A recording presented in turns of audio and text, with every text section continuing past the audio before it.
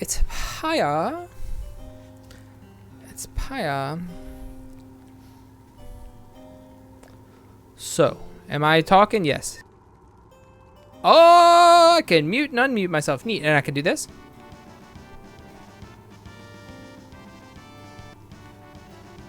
Oh, stop it.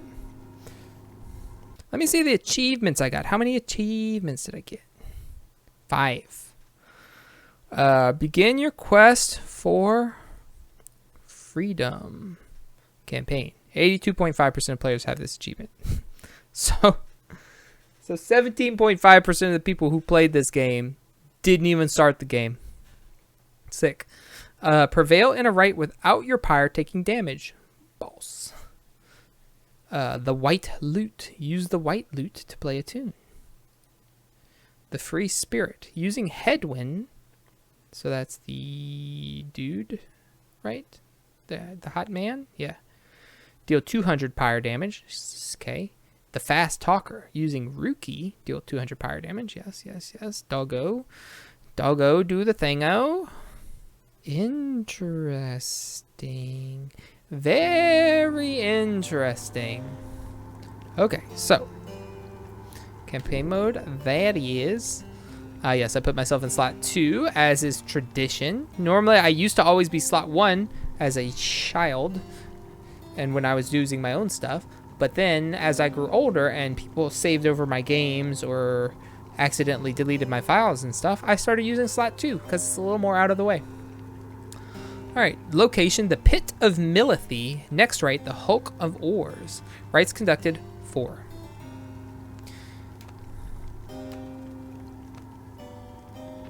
Ah, I see.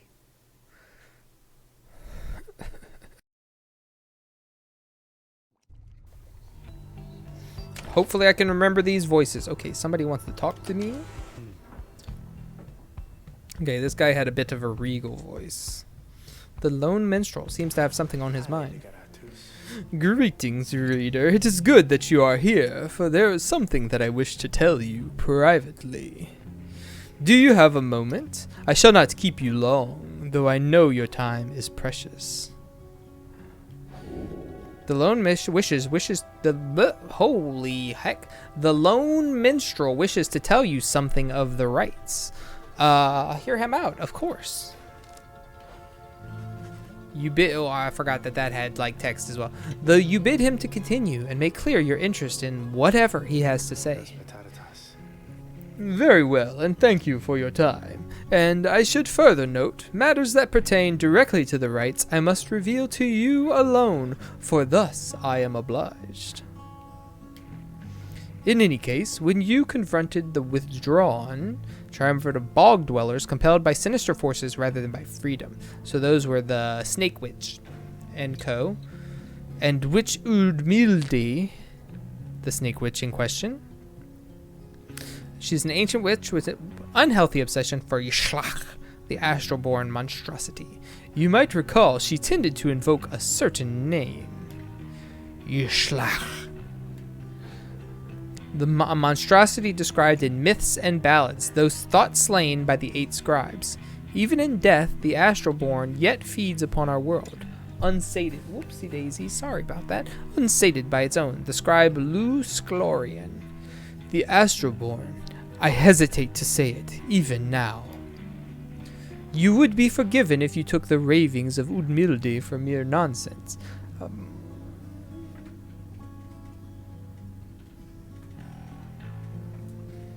My head hurting. I'm gonna take some aspirin or Tylenol, whatever this is.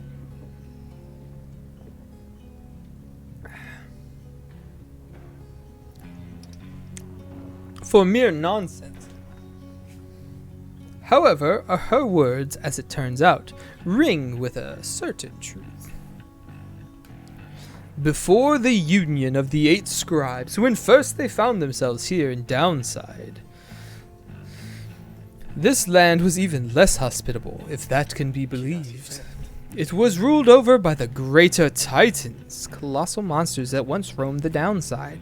The scribes together slew them one by one, and through this forged their bonds. The one called Yishlach was the eldest and most fearsome of the lot. Just the same, the scribes managed to defeat it. They later used Yishlach's own hide and ichor to bind the Book of Rites. However, Yishlach did not truly die, for by some accounts it seems to be incapable of death. The creature is regenerating even now, though very, very slowly. Its vow is to devour this land and everything in it. Only then can it return onto whatever plane that banished it to ours. Andrew, hello. Have you played Pyre? So, in a way, it is in exile, just like you. If ever should the creature be reborn, it shall be many ages hence. Thus, the ravings of Umilde are more or less inconsequential for a while. Yet, the history of Yishlach is inexorably linked to the Rites, and therefore must be known. I trust your research of the book shall lead you to discover more in time. I hope all this is of some reassurance. And now I leave you to your more immediate concerns. I shall go check to see how everyone is faring at this time. Pyre should do 3 damage to something. It does. Actually, I mostly do like 15 and 20 damage to things. 2 mana deal 2. Is there a card called Pyre? Probably not. They don't use the one-word names too often. I don't have my phone, so I can't look it up without tabbing out. So, he heads out into the evening, bidding you a good rest of the evening. Sick. Stretching his legs. Staring into the distance. Nearby. Roaming around somewhere. Eating leftovers. Dancing around. Alright. There was definitely a Pyre card in Standard recently. Just called Pyre. It's crazy though. Sometimes you like see a one-word card name and you're like, really? How did we not have that already? Big Bertrudes. Neat. A small bog dweller outpost at the edge of the sea. The lone minstrel says someone here can help you pursue the stars across the sea. Oh yes, we have to sail the ocean green?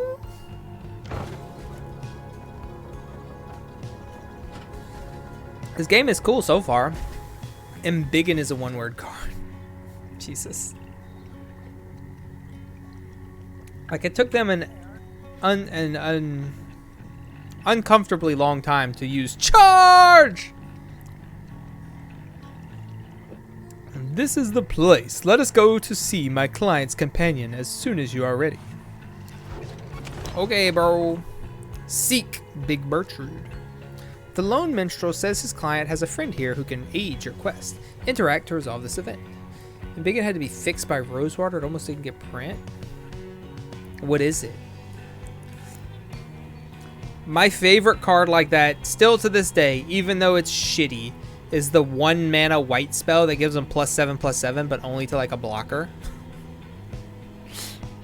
I love that card. Maybe it's white and a colorless, but I'm pretty sure it's just 1 white. I cannot remember the name of it though. Gives a creature +1/+1 for each super type, type, and subtype.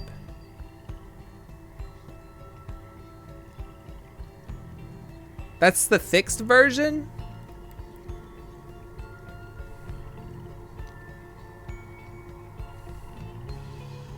Yeah.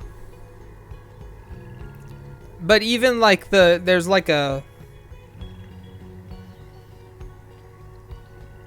legendary creature human rogue is +4/+4, which I guess isn't crazy. But there's creatures with like 3 types. Target non-brushwag creature.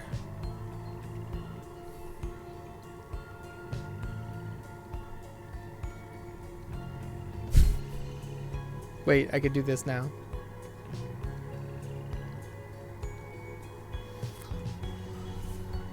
Yeah, they do. They do. That is both a hilarious and completely ridiculous fix. Big Bertrudes. A small bog, blah, blah, blah, blah. All sorts of contraband used to come through here. Some of it fatal if touched or inhaled. is a sickly gathering of bog dwellers who stay within shadows, yet you can feel their eyes surveying everything. The lone minstrel steps forward. Sandalwood sent us. Yes, that's our informant. So did you answer me when this potential draft is? Did y'all answer me yet? I lost my phone. I don't know where the shit it is. Other than in my house somewhere. But when I find it. So figure it out. Okay. I have some limitations, but not too many. Would it be like during the week or on a weekend? Most likely.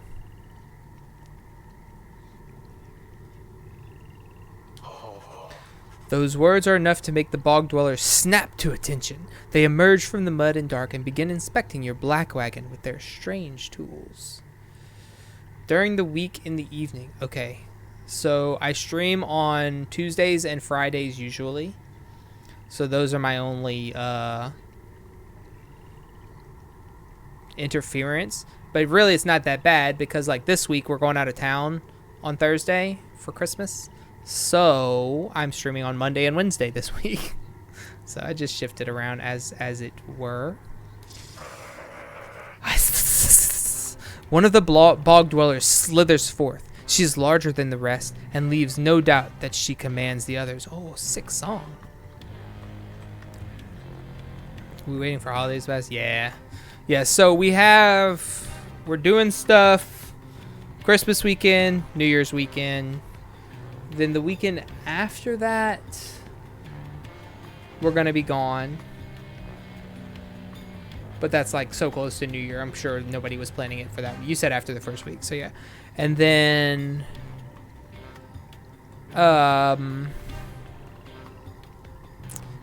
we don't have any concrete plans other than like a potential like niece or nephew birthday party, which would be on a weekend, and when the baby will be born. Which is the end of February, so.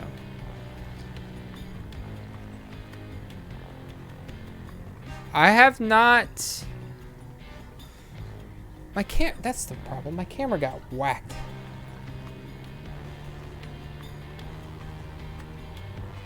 Matt Riddle draft? Bro, why are you not getting where I want you to be? Nope, too low. Up some? Did my whole screen get turned maybe? That's possible. I was messing around with the World Cup. Ah, that's better.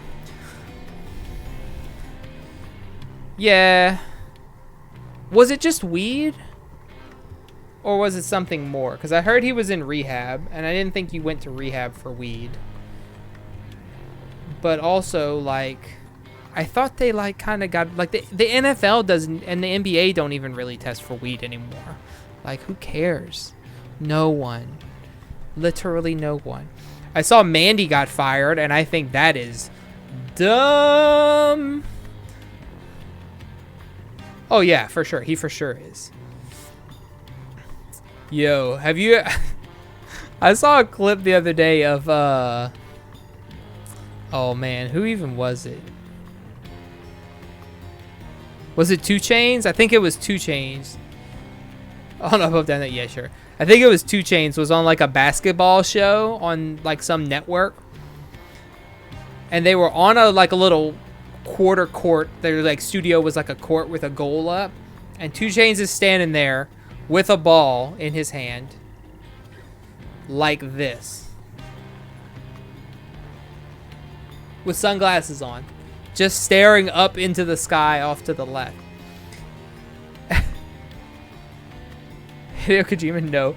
And then, and Kevin Durant, no, not Kevin Durant. Kevin Garnett is like, yo, you got a shot, 2 Chainz? Let's see that shot. And he like taps him on the shoulder, and he just like is fully in the shadow realm. And then after like a couple seconds of just nothing, and they're all like kind of starting to get nervous, he's like, and he walks over outside the arc, does a little shoulder shimmy, and just drains it. Just baked out of his mind. It's amazing. It's one of the best things I've ever seen. But anyway, So Mandy getting fired. Let's talk about Mandy getting fired. Thou speakest the name Sandalwood. We would know his whereabouts. Reveal them to us. Good day to you, Big Bertrude. She is a bog dweller, once feared and respected in the Commonwealth for her sorceress work.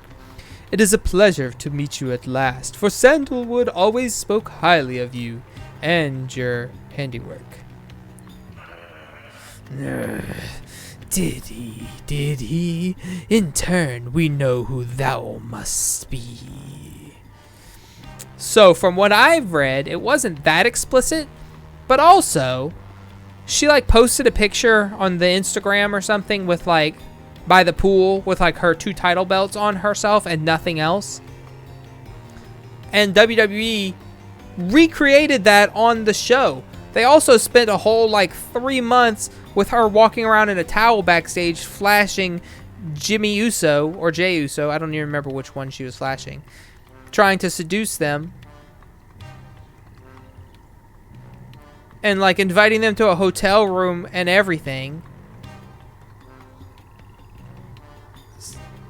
So, like, yes, it's a PG program, but that's not, first of all, that's not part of the program.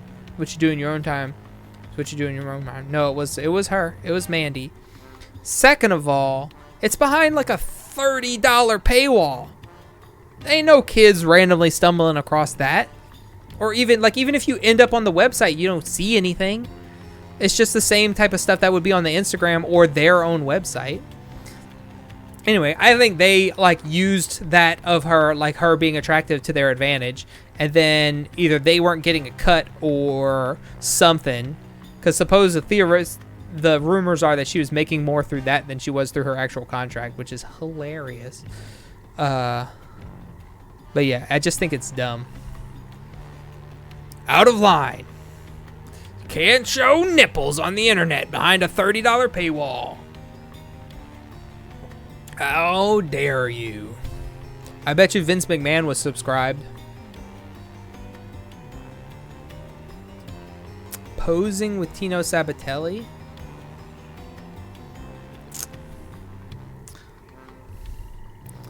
I feel like I know who that is, but I'm not sure.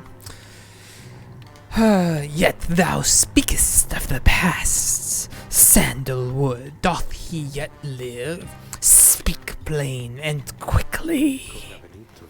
To be frank with you, madam, I do not know for certain, for I have been apart from him for some time, carrying out his will. Though I have every faith that Sandalwood, lives. As for his current whereabouts, I understand that he awaits us somewhere near Wakingwood, a labyrinth of a forest on the western half of Black Basin. Few know their way around in it. The path to the sacred Mount Alodiel lies far beyond these suffocating woods, beyond the waters. Her boyfriend used to be on NXT? Yeah. Yes. Okay, yeah. I don't remember which one was which. Was Riddick Moss the shorter one with the long hair? And Tino was like the taller one with the like more closely cut hair? I remember them having like expensive cars that were clearly rentals and feuding with the Street Profits over who had the most swag. But other than that, we wish to seek him there, though as you can see, our wagon is ill-suited for the task. On the main roster that was partnered with Happy Corbin. The one called Bertrude frowns at this, studying the lone minstrel for a while. Indeed. Then leave us. Return at dawn. That is all. By your grace, Big Bertrude. The lone minstrel turns away, but Hedwyn stops him. I did hear what Vince wants back in. He's like, oh, it's blown over now. I probably should have never stepped down in the first place. It would have just blown over anyway. Right. I also saw Elon ran a poll to see whether he should stay in charge. 2 more accusations. Whether he should stay in charge of Twitter or not. And he was like, I will abide by the results of this poll. Okay. Hold on. Are you sure about this? Leaving the wagon in their care? All should be in accordance with my client's plan. You keep calling Sandalwood your client. He must reward you well. Aye, in a manner of speaking, he helped me find sense of purpose I thought lost. Hedwyn nods at this, then turns to you.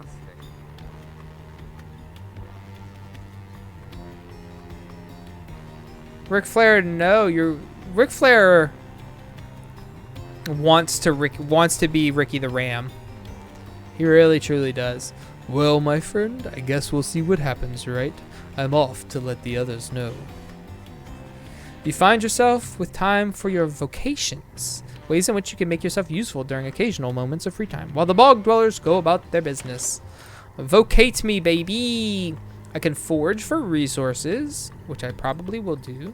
I can study in private to get global bonuses to my squad, or I can mentor a companion, which just gives them experience. I thought it would like give them like special skills, but it does not.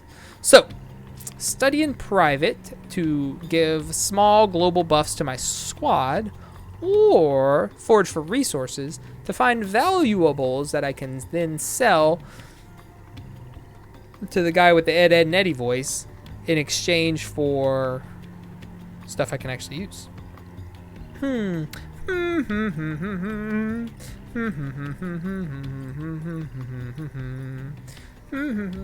Well, you know what? I put all this stuff on the shelf. Here's a die. Evens, I will forage. Odds, I will study. It is a 2. So evens is forage. I said, oh shite. Come back here. I'm gonna forage. You heard about the announced tag team match for the final SmackDown? No, I did not. Is it a Teddy Long type match? Oh, I get to choose where to forage. The flayed vine. She sent something Falcon Ron values here. Interact to forage at this location. Some of the vegetation here is strong enough to have its usage. Or the acid baths. You sense a mystical artifact here. Interact to forage at this location. Some old artifacts remain preserved within the noxious liquid. Yo, we're going to the acid baths, bro. Roman and Sammy versus KO and Cena? I didn't even know Cena was currently on the show.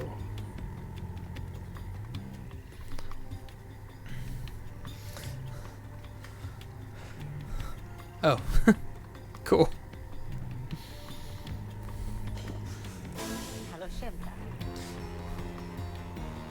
Well, chum. Oh, God, what was your voice? What was your voice? What was your voice? What was your voice? Well, chum, I had enough scrounging for one day. Usually there isn't much, but if you never look, you never get. And believe you me, it adds up. I don't think that was it. What did I find? A sling bullet. Bearer flings the orb farther than usual, plus 20%. A Paj stone once aimed to incapacitate a lesser titan of some sort. It still retains some power. Okay. That's cool, I guess. Part of the promo was Cena has had a match every year since his debut, but he hasn't had one in 2022. Great. Okay, continue. Wait.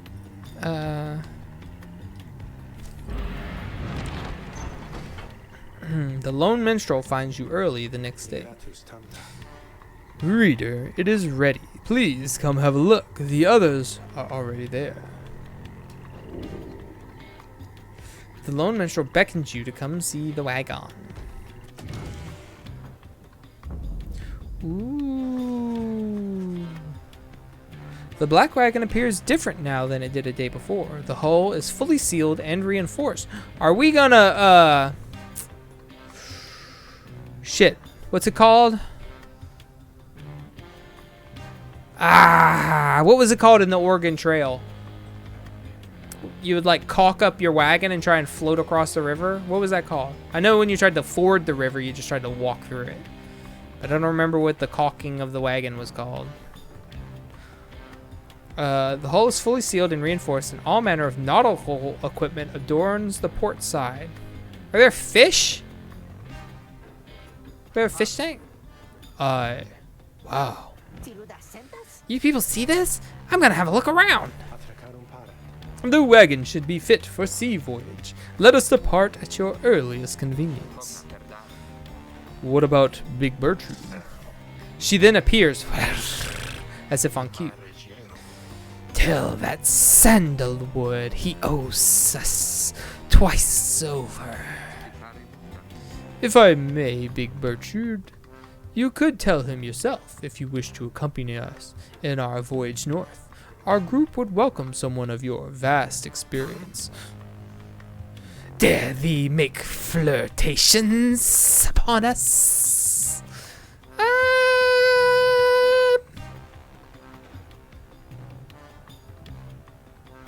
I mean, probably not. But I'm not gonna rule it out. This is from the same people who made Hades, so she's probably secretly hot. No, enough. But should ye see that Sandalwood, tell him to also come and visit us again. Now be gone from here, and tell no one that you were paid in favors. Caulk the wagon and float it. Yes, I remembered caulking the wagon. Gotta caulk my wagons. She slithers off without another word. Soon the lone minstrel breaks the silence. We are fortunate that she assisted us, but we should go, just as she said. I know the navigational controls and shall explain. This is so exciting! I don't know how to swim! Tizo seems to share May's enthusiasm for heading out to sea. I am beginning to feel ill already. Your black wagon became seaworthy. The Sea of Solace awaits. Cool. Ford or ferry? Yes. Set sail, baby. The Worm Gulf. You have not yet been to this region of the downside. Before she left, Big Bertrude shared knowledge of a current that should draw you out to sea. A current? I'm just trying to drift my way across. The flippin' ocean? This is worse than Daenerys' plan to put all the horses on the boats. But not worse than their plan to charge their cavalry in first and then shoot catapults at them. Oh, also charge the cavalry into the front and not flank. Ooh. And then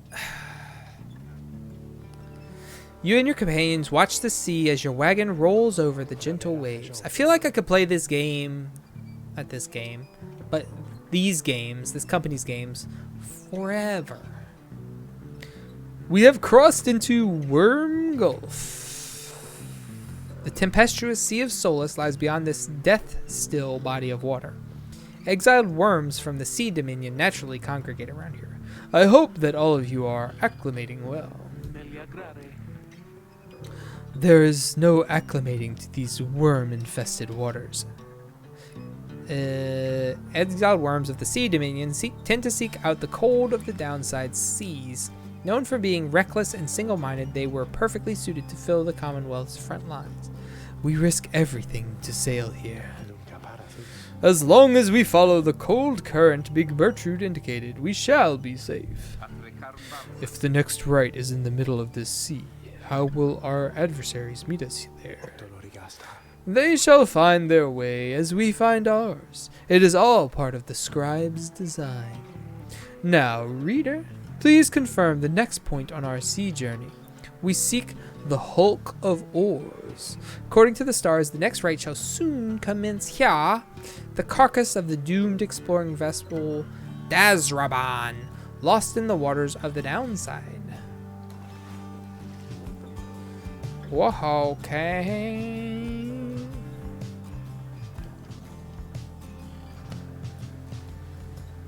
Can I interact with anything?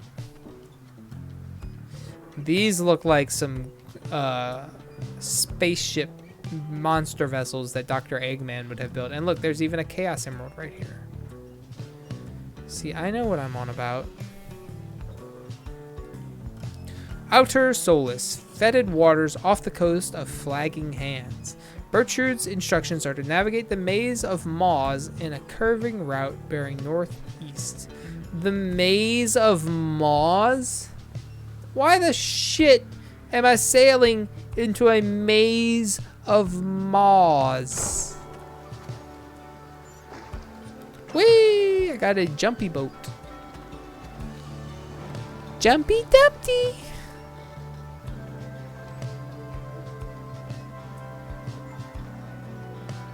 To be fair, I have not seen a maw yet, he says immediately before a whirlpool opens up and swallows him whole.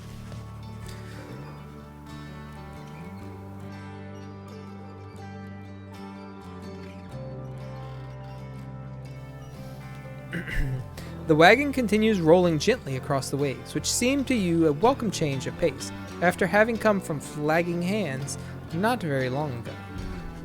However, Jodariel seems more concerned now than before, and paces ceaselessly.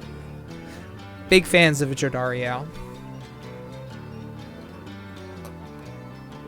Huge fan.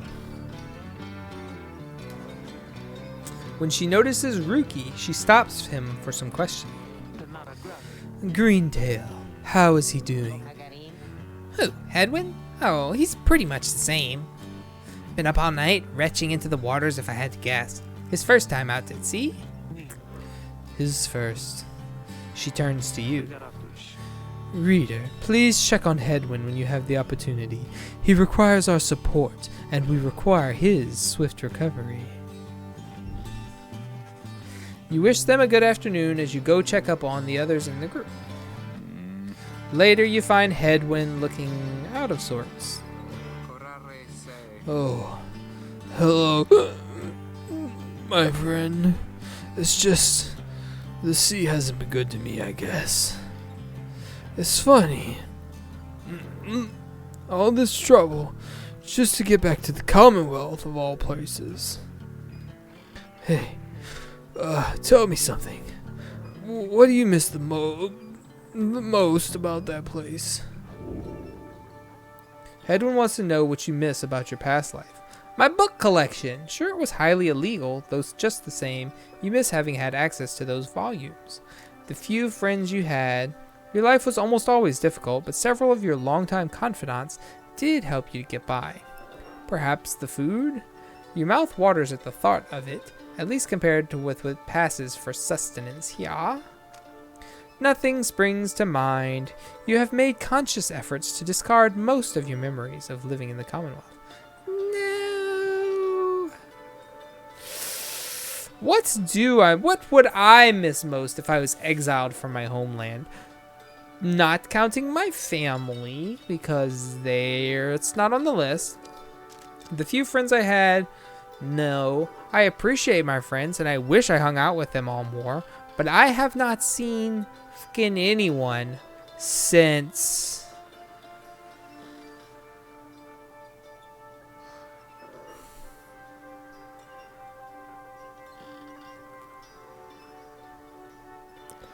I don't even know when.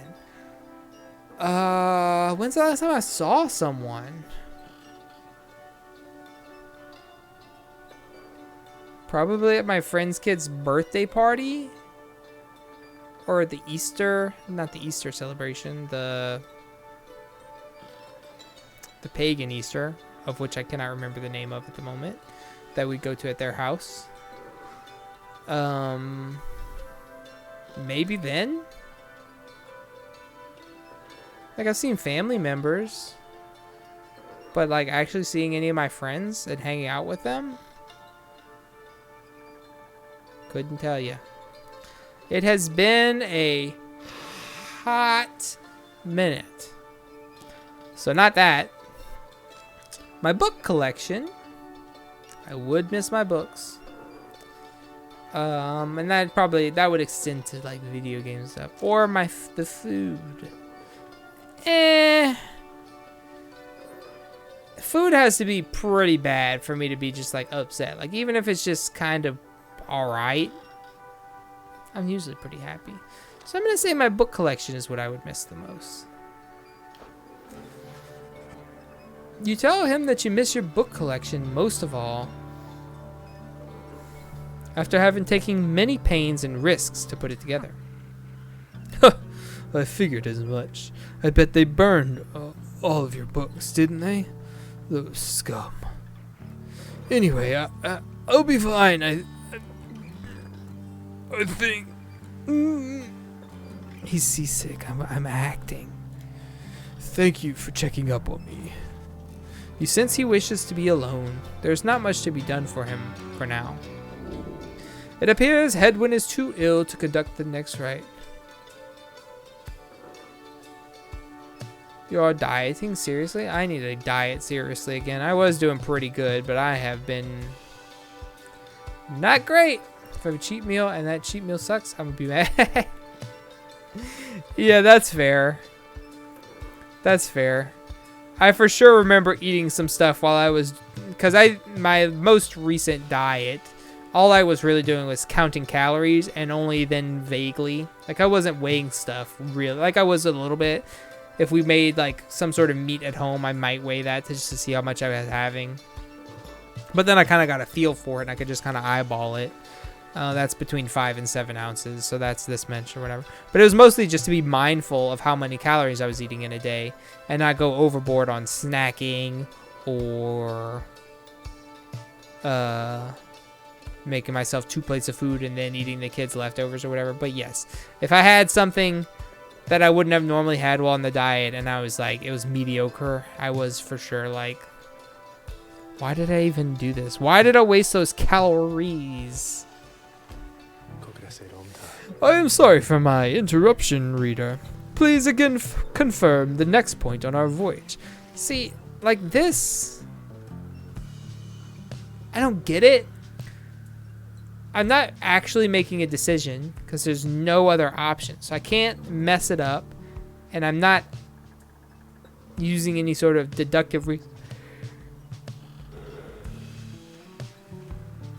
reasoning. They're just popping a thing up that I can hover over and read the lore about it and then travel that way. They could just pop up the lore, not the lure. And while I'm sailing slowly over there, I get a chance to read it. And then, because I'm not actually making any decision at all. I've heard this game has a lot of key decisions and stuff that affect things down the lane, but these are not some of them. Alright, Sea of Solace. You have not yet been to this region of the downside. According to Bertrude, the celestial landmark you seek is beyond this strait. Whee!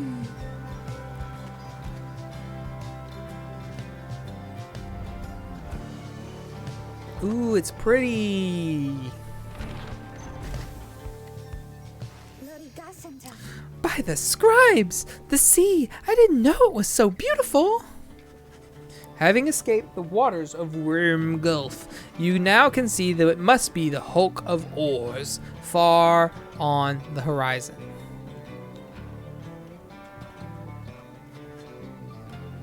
Not everyone has taken well to the sea voyage, however.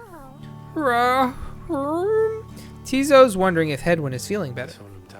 He requires further rest, Tizo. All we can do is to wish him a swift recovery.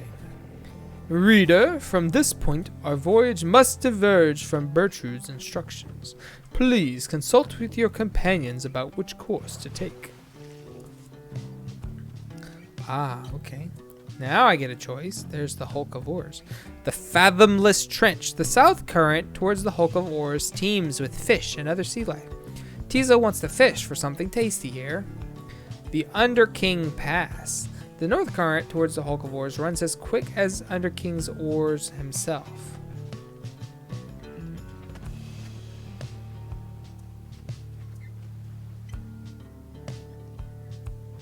What?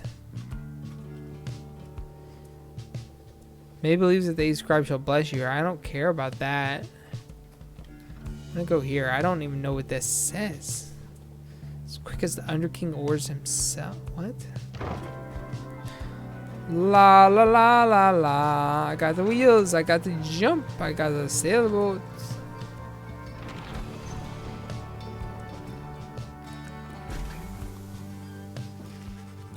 The sea is peaceful for the most part, save for occasional strange shimmers beneath the surface.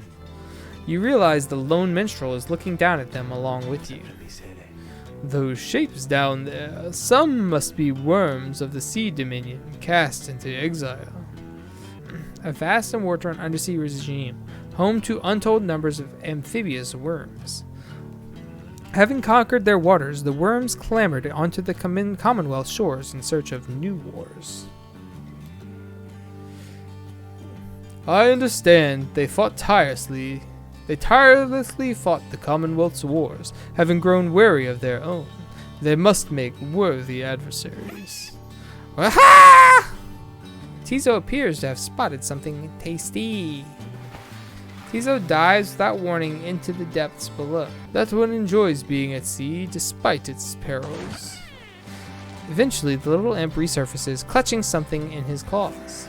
Tizo caught a froth sea flounder, 86 coinos. You could always just sell it. I might. Jump!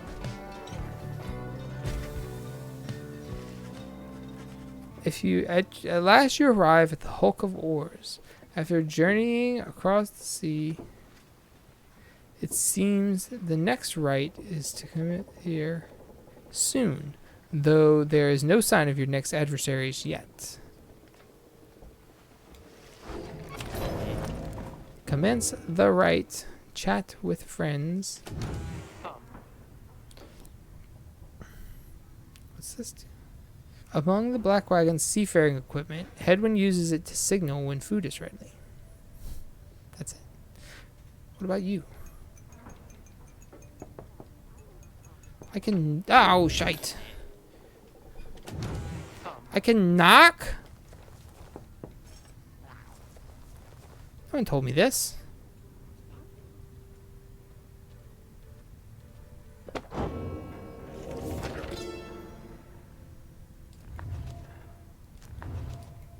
What happened here?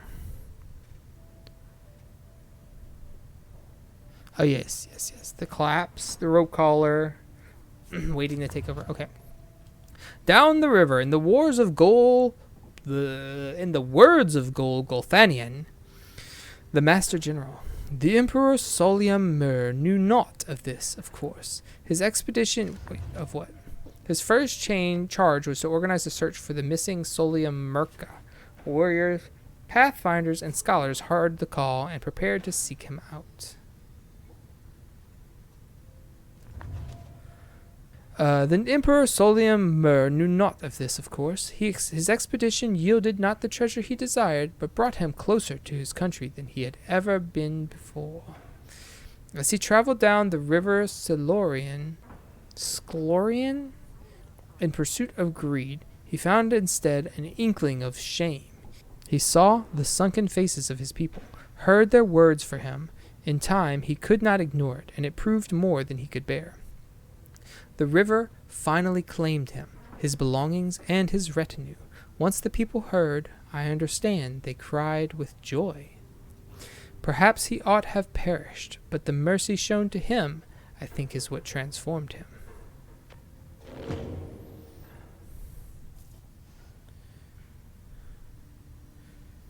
Silver Cudgelhead. A limbless, cold-blooded creature rescued from the sea. It is fully grown and has led a rich life. Keepsake of our Wormgold. Hello. Reader, a moment of your time. You ask what is on her mind. Hedwyn. He is beginning to recover from his illness. However, its sudden onset serves, I believe. I have known Hedwyn since he was a child. Even now, I hesitate to say that he has grown. Nevertheless, there are such things that even I would never say to him directly. For instance, I struggle with his confidence at times. Whether he leads us to our freedom or our doom, I am ambivalent. Speak not a word of this to him, of course, in case that is unclear. I shall tell him in my own way, if and when the time requires. In any case, when times remind me of his mortal weaknesses, I end up having to consider what should happen should we become separated permanently. She trails off for a while. What I mean to say is, you should know that I am fully pledged now to this quest of yours, whether Hedwyn is the one to lead us to its end or not. I have my reasons. One of them is him. I expect the same holds true for you. That is all I wish to say. Take care, Rita. She nods and brushes past you toward the door. Okay, she cares about her friend. Pink, pink. I did not know I could knock on things. Now I'm real curious about what I could find.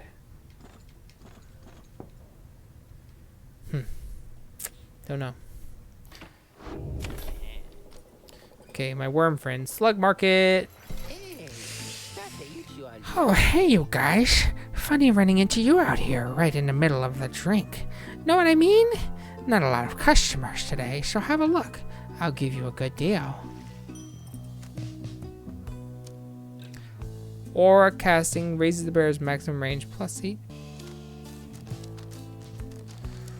Somebody has to have a shitter artifact, right? How do I... No. What?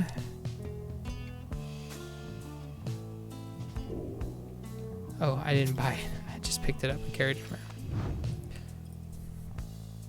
Okay, so she's got +1 coin, so I just make money by banishing fools. He's got this, which is very good. She's got +2 quickness. That's just +2 quickness. That's okay, but not great. What does this do? Flings orb for her. You don't have an artifact, but are you really gonna fling the orb? Can you even fling the orb? Could. Alright, well you don't have one anyway, so... Here you go. Ah, shit.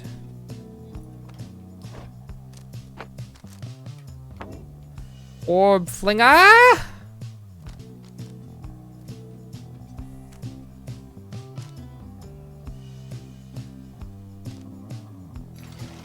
Yeah.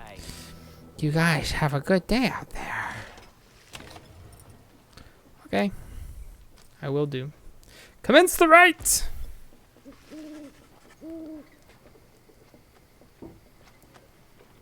Having landed at the Hulk of Oars, you and your fellow exiles now anticipate the hour that the rites are to commence again. What do you think, Tizo? Don't I look just like Mr. Hedwyn? Tizo's worried that Hedwyn is still feeling unwell. Wait, I think it's... What's that? A serpentine creature emerges from the water, followed by several others of its kind. You recognize it as a worm of the Sea Dominion. Yes. We've already read about those things. Oh, these are the worms. I'm thinking worms like Magic the Gathering worms, like big fucking sea serpents. What they all are doing here, you see plain by their ritual raiments. The nearest one somehow loosens its mask. Good sirs and good ladies! So it is you that heed the summons to glorious competition against this knight and his brigade. Well then, let us do battle now without delay. More than our freedom is at stake here, but our very honor, and this knight fully intends to reclaim his. Oh, unless this knight forgets, he is called Sir Gilman. He salutes you all on behalf of the Pyrehearts until the contest. Sir Gilman, he is a once proud knight of the Sea Dominion, on a self-made quest to regain his honor. A triumvirate of worm knights who perceive the rites as great battles to be won. Okay. He splashes out of you just as the stars above begin to shimmer with strange light. Okay, basketball time.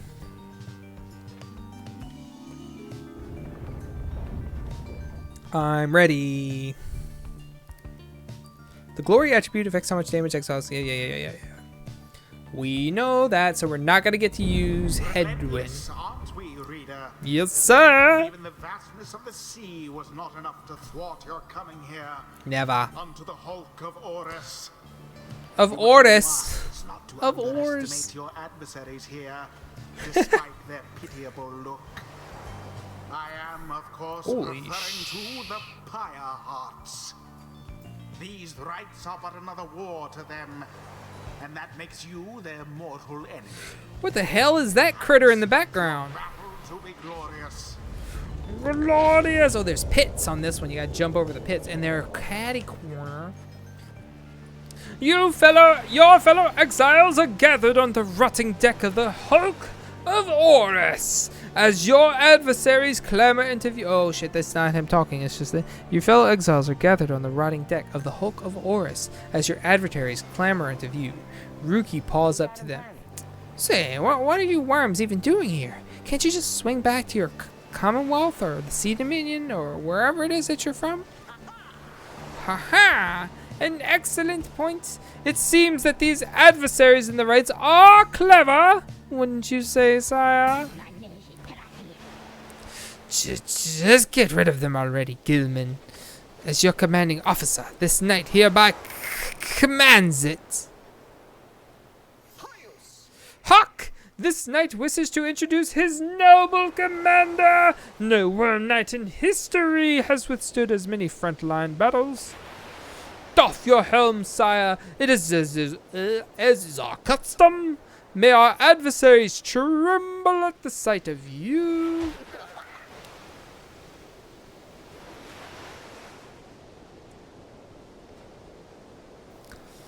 Sir Gilman attends to his commander's mask despite his protests. Wait! Give this knight his mask!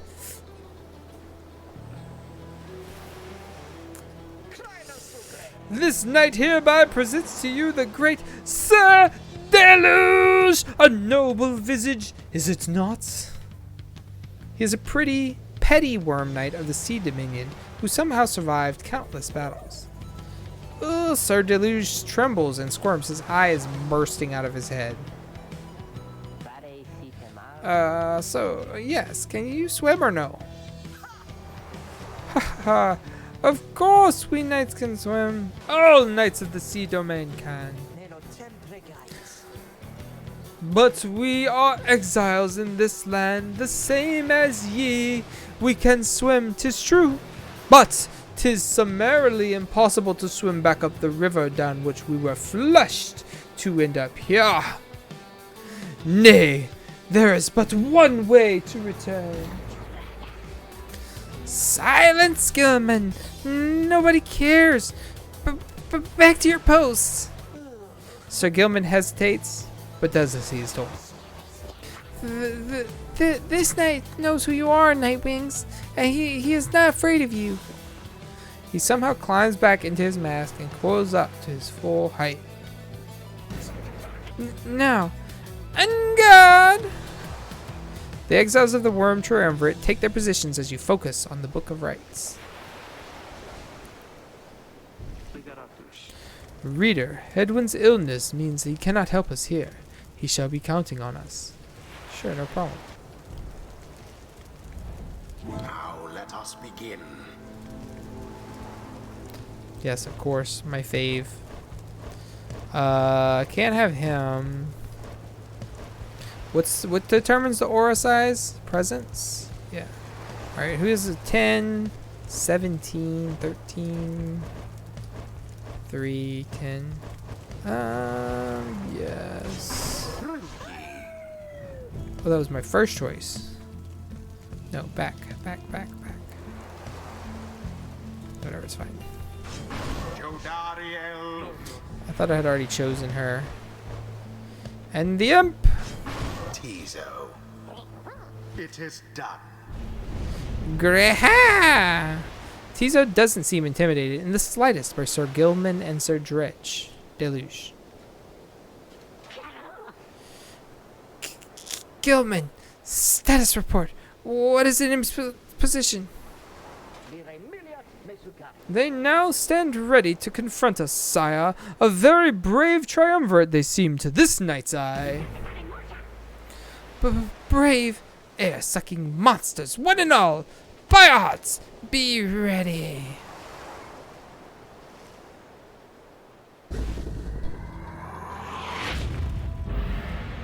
Begin.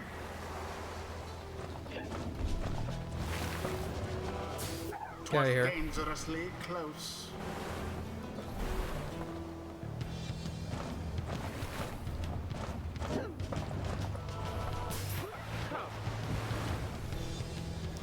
My ball. Orb is up.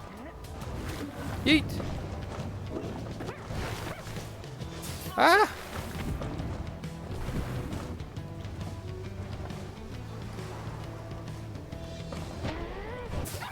Kaboom! The Night Wings Pyre is the first to falter.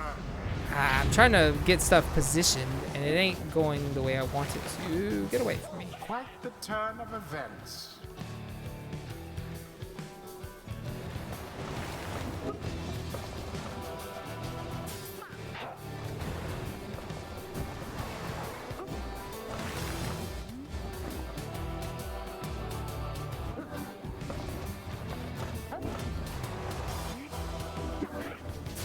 The orb. Huh? Here! Oh no! Shit. Lamo! Poor little bug-eyed worm.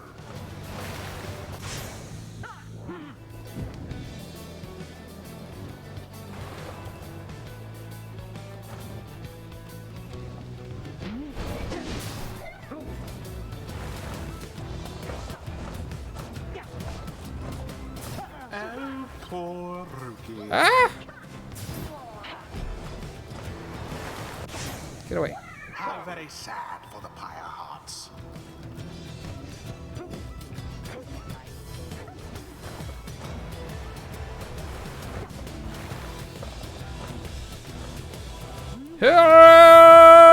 Oh! See ya! Doused to the adversary's flames.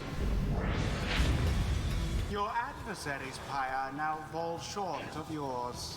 Yeah, of course it does. Get out of here. Quite the close call there, no? It was pretty close, yeah. Pow.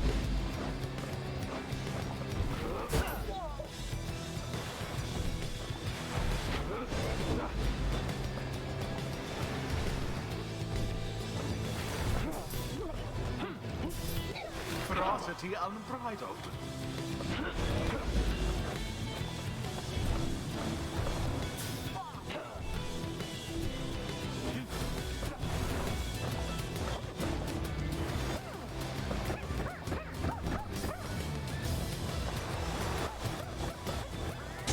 Magnificent.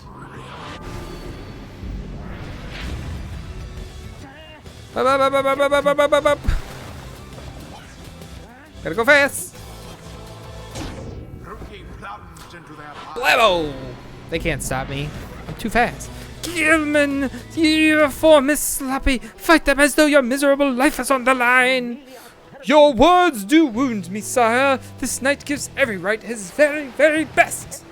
Though perhaps we do have much to learn from such a brave triumvirate as the one whom we now face. Whose side are you on? Get out there and vanquish them at once. Our adversaries stand divided. Let us take advantage of the opening. Yeah, bro. Oh, they There seems to reposition? be dissension in your adversary's ranks. Tis little wonder these fool worm knights are no longer fit to serve the Commonwealth.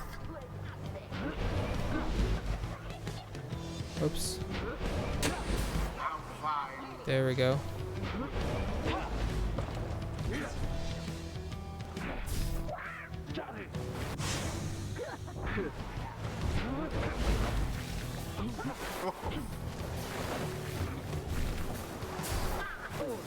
Out with you all.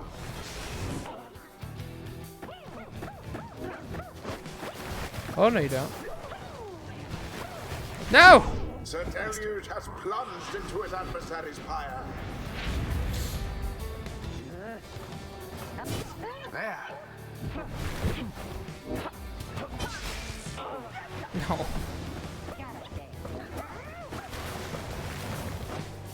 Oh no, you don't. Wrong. Unfortunate for the Pyrehearts. Hup! Rukey doused the adversary's flames. Rukey's just out here doing work, baby. A braver than expected act from Sir Deluge. Yeah. Good.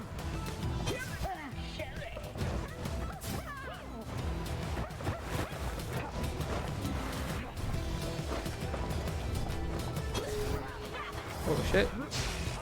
Ah!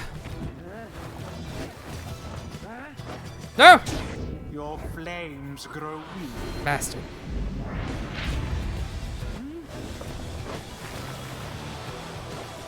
That one almost Wrong. got through. Get up.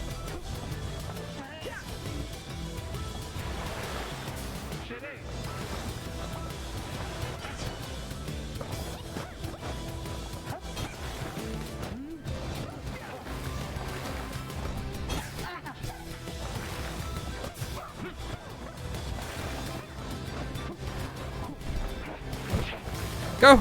Go! No! Almost.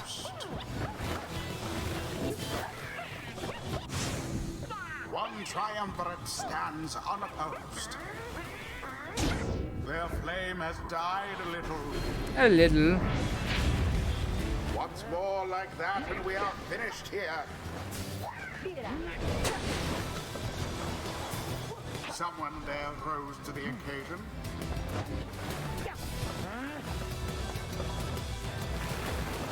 Yeah!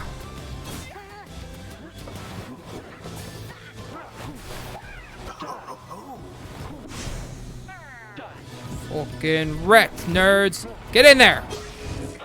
No!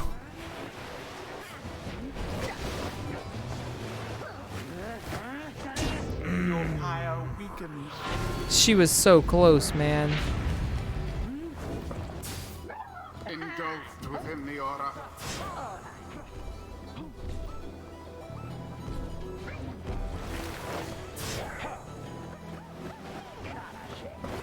Why, that was all of them. Go! Get in there! And it is done. Yes! The Night Wings prevail. Although their adversaries put up quite an effort. They did, but it really just only because I was trying to score with Jodariel, End and this night's she is proceedings. slow. If I'd have just stuck with Rukey, I would have just dominated them. Those worms were quick, all right, but Rukey Greentail's quicker. I expected more from the worm knights of the Sea Dominion. Scribe! Tizo is very pleased to have prevailed against the worm knights of the Pyrehearts. This night commends you, noble night wings. Gloriously fought indeed, and this knight shall wistfully remember this defeat until the end of his days. Silence, Sir Gilman. This is all your fault, you know. Cavorting with our enemies. How dare you? This knight was but attempting honorary compliments, sire. Is it not in accordance with the rites to praise one adversary on a worthy outcome? Worthy? This night will show you worthy, you miserable little minnow. You are a failure, Gilman. Go now from this knight's sight. Wow. What stirs now in the hearts of all these exiles?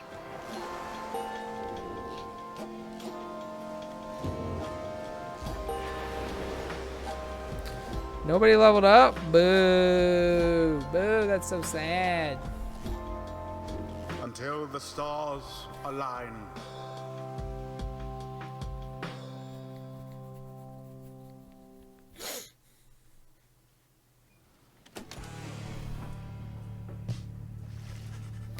After besting the Pyrehearts, after a few close calls, you at last return to the wagon with your companions. There is little discussion of the Pyrehearts, who seem to have already swam off toward wherever the next stars directed them. Instead, your fellow exile's attention turns toward your companion, who was absent for the rite. How is Hedwyn? The lone minstrel makes a sound, but no warm words form as yet. Something is troubling him.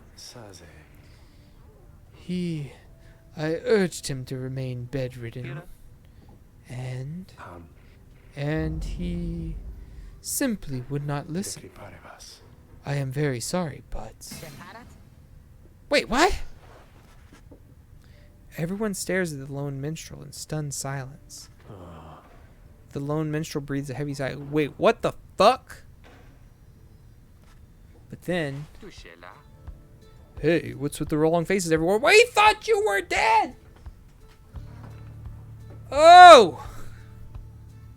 I was kind of worried. I didn't think he could die from being seasick. But you never know.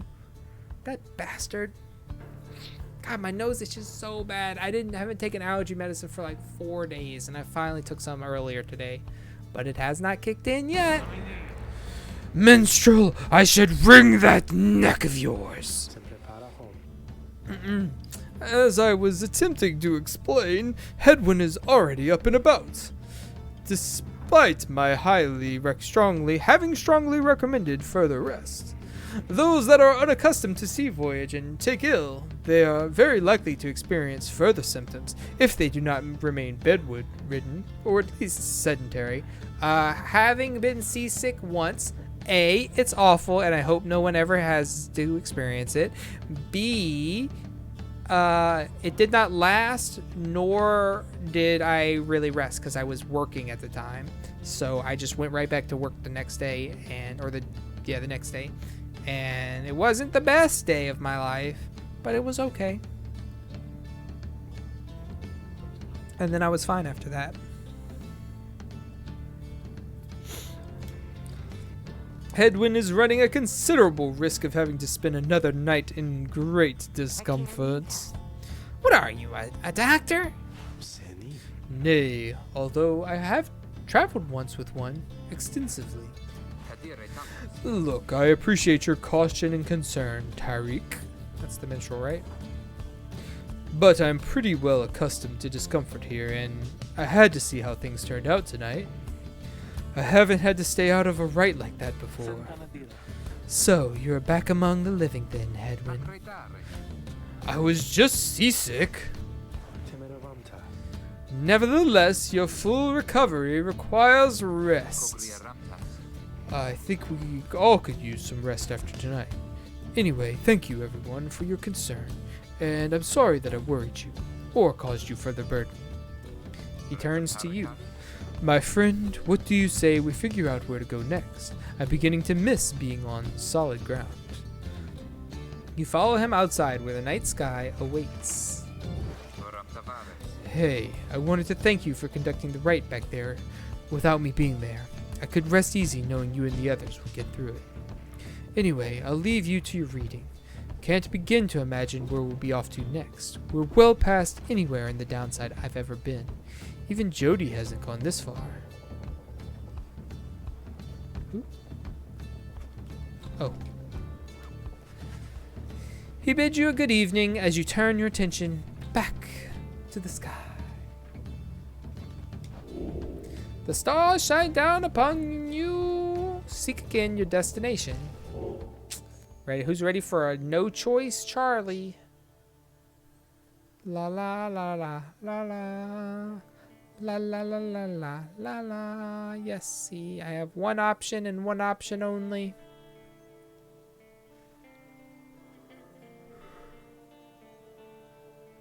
Can't go back to the places I've been, and they only had one new place that I could travel to. And so, as such, Triesta, the Silver Star. The Silver Star burns bright over the fissured lands of Black Basin. But first, I'm going to take an hour and a half stretch break, push-up break, because I don't really die in this game per se.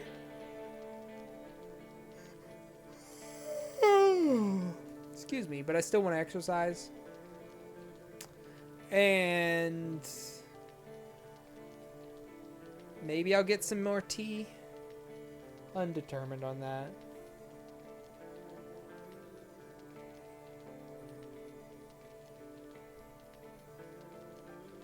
Probably yes. But I'll leave you with this music, I guess.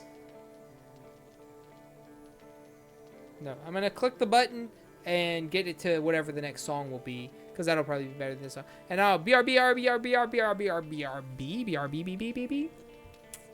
Oh man, I'm so excited to get, now that I finally plugged this damn thing in, I can learn how to use it and have like a BRB screen set up that I can just shoot on over to. What? I'll probably leave it on this screen.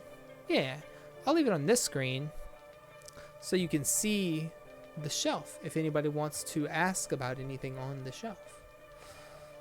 And I'll be right back. But you take a stretch and a bathroom break as well. Refill your drink. Refill your jug.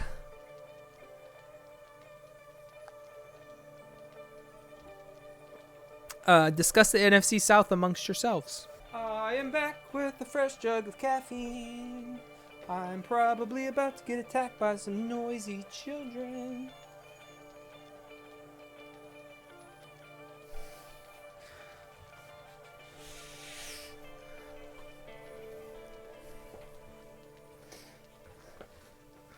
But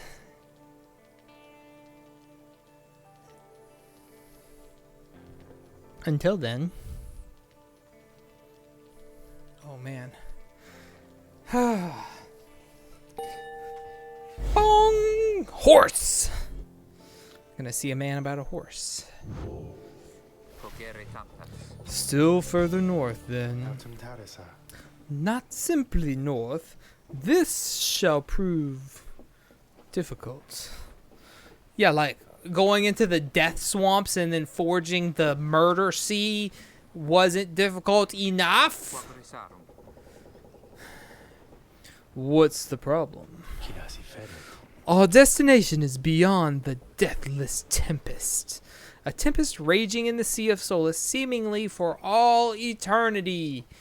The storm that arose after the death of the sea titan Unfathomed Plurnus never has entirely subsided. Oh yeah, wait, let me see something one more thing real quick before we move on. Can we go around it? Got a little too much into that one. Given our confrontation with the Pyrehearts, I like their logo, our chances back in worm-held waters would be even worse. Come on, people. It'll be just another day on the downside. Go get yourself some sleep while we still can. Bet you'll feel better in the morning. Your optimism is infectious. Isn't it? You all concur that the rest is in order, for the sea journey has been taxing to everyone. Come daybreak, you shall have to find a way to sail past the deathless tempests. Okay. But first, hello, friend. Tizo has been in a rather cheerful mood since being out at sea and seems pleased to see you. Cree? Tizo is grateful at having had the opportunity to catch a fish for old time's sake. Tizo is asking if you want to know why he loves fishing so much. Of course. You sense his inquiry is rhetorical in nature, so you anticipate his response. Quack! Tizo loves catching fish because he hates them and everything they stand for. Alright. Sick. Scrahoom! He has devoted his life to the eradication of their kind ever since they killed his family. What? The fish? He seems on the verge of tears, though as far as you are aware, imps cannot cry. Then he leers at you, eyes wide, expecting a response. It seems he told you a joke. How to respond to Tizo's attempt at humor? Laugh heartily. See, Tizo seems like he could use encouragement, assuming what he said was, in fact, in jest. It was a noble effort, though perhaps you do not yet fully grasp the nuance of imp humor. Ignore it. This is not the time for Tizo to be making jokes. You are on a very serious quest. Fuck that. Fuck that. Laugh heartily. I hope his family wasn't actually murdered by fish and this is horrifically offensive. You muster your best belly laugh following Tizo's joke. He stares at you sidelong for a moment. Tizo admits the real reason he loves catching fish is because Falcon Ron pays a lot of sol for them. He snickers back at you and bounces off. Tizo gained +1 hope for the next raid. Cool. Beyond the beyond, a visit from my favorite reader. What is the occasion? No scribe trials. Practice Rite. Whatever, don't care. Ask what's on her mind. There's an undulation I have sensed, reader, which means, I think, that your black wagon sails the seas. Am I not right? Of course I am. She laughs at this, or perhaps at herself, perhaps. I scarce remember the sea. It has been a little while since I bathed in it, you understand. My memories of it are wistful nonetheless, although if I remember correctly, the Sea of Solace is a disgusting mockery of the Emerald Seas near to the Empire. The Empire of Sar dominated the known world for millennium till the doomed reign of Soliam. Never shall we make the wicked errors of our predecessors, the Archjustice Androbeles IV. Do be careful out there, will you? Now let me cease my prattling, lest I extend my sentence by another such eternity or two. We had best stick to business. Goodbye! Come visit me again sometime when you need further practice. I will, except, like...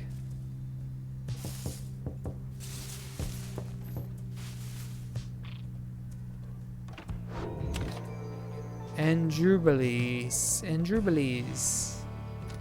Continue your journey. Sploosh. Oh, I get to choose. Oh, the Tempest. The Ragged Rock. The north current towards Stormwall passes by old carcasses of ships long gone. Rukey spotted wreckage in the area and believes there could be valuables to find. Or Froth Sea. The south current towards Stormwall brims with large sea creatures. Tizo seems very eager to see the wagon head in this direction. We like a good sea creature, and he said he wanted to fish up something to sell. So let's do that. And jump! The imp Tizo has been much more animated even than usual. What is it, little one? Scribe? Tizo seems to think something very delicious is in these waters. He keeps on screeching. I don't think I've ever seen him like this. Wait, what is he? Just then, Tizo dives into the waters and vanishes into the depths. Oh, I hope he can swim. He can, but he appears crestfallen when he finally returns, his claws empty. Tizo is very disappointed that whatever he attempted to catch eluded him. May begins to sob uncontrollably. The two revel in each other's misery for a time. May and Tizo lost -1 hope for the next raid. Shh.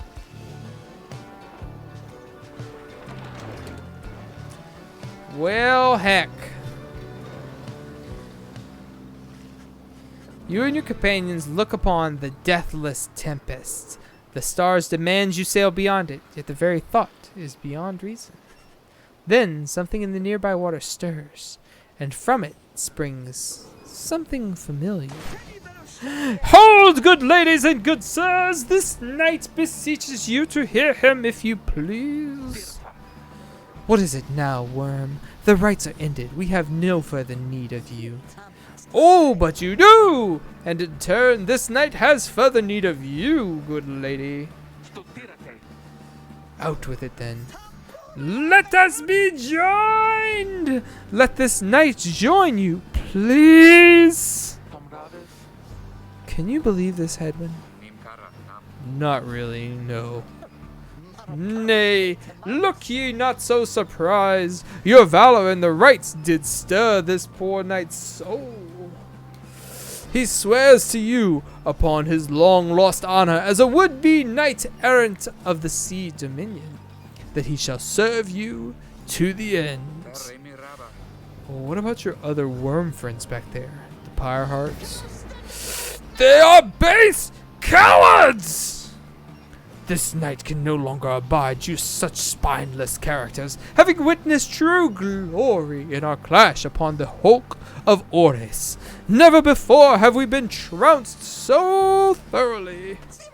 And furthermore, this knight shall aid your passage through the deathless tempest. It is not so that you seek... Oh my god. Is it not so that you seek passage to the north? With this knight's aid, you shall achieve your wish. Oh, please, please, please, please, please. Sir Gilman continues to persuade you for quite some time. He seems to know a way to cross the storm, some sort of long-held secret among worms exiled to these waters. Jodariel pulls the rest of you aside after Hedwyn gives her a look. Are you most sure that Sandalwood would want this thing along? Mostly sure. Sandalwood wants someone for each mask, and this one seems about as good as we're going to get. Jodariel glowers back at the worm, who tries his best to look presentable. Hedwyn is more gracious. He tells Sir Gilman that if he promises to help you cross the Deathless Tempest, then he can come along. For now. This knight is overjoyed, and he hereby swears to see you pass the storm. Though first, this knight requires your consent. Give unto this knight your blessings in the name of the Night Wings, and thus shall he go forth. Sir Gilman seems to be asking your permission for something? Yes? Tentatively agree to whatever he is asking so you can get on with it already. It is not clear to you as to what exactly Sir Gilman intends to do for you right now. Who cares? Go for it, bro. Yes? As you begin to say something in response, Sir Gilman cries out in triumph. He vanishes into the depths, yet through this close encounter with him, you cling to some sense of where he is going and what he intends to do. Sir Gilman is determined to help you cross the Deathless Tempest, help see his mission through.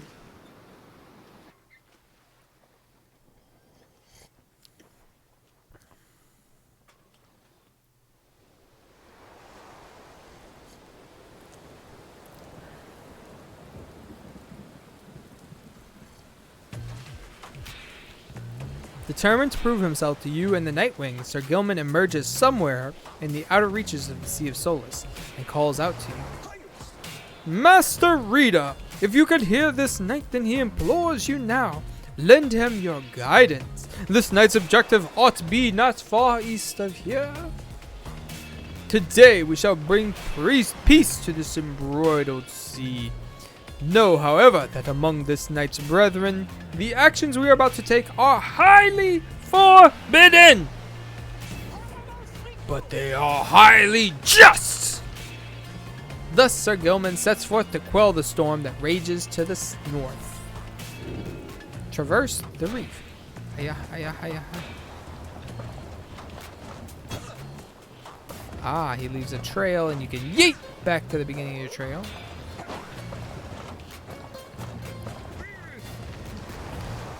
Ooh. So what if I go zoo blip? Okay.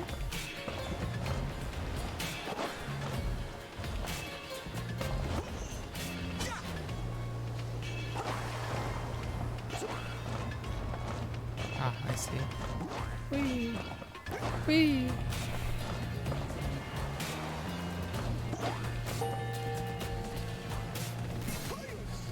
Hark! Yonder lie the foul spawn of unfathomed Plerness. The sea titan, once slain by the Scribe underking Ores, her brood lies dormant in the sea. Tales of her monstrosity long spread across the world. Exiled worms within these waters long have harbored these abominations, using them to bar passage through the downside's channels for any save this knight's own kind. Begone now from here, fiends! This night shall finish what the Underking Ores started. Banish the foul spawn.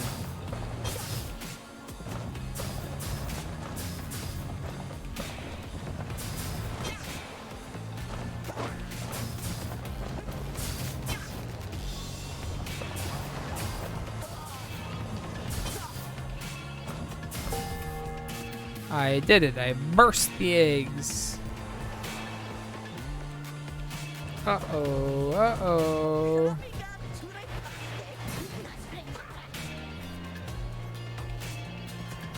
Hold it right there, you traitorous slug. How dare you turn your back on the knight this night to your superior?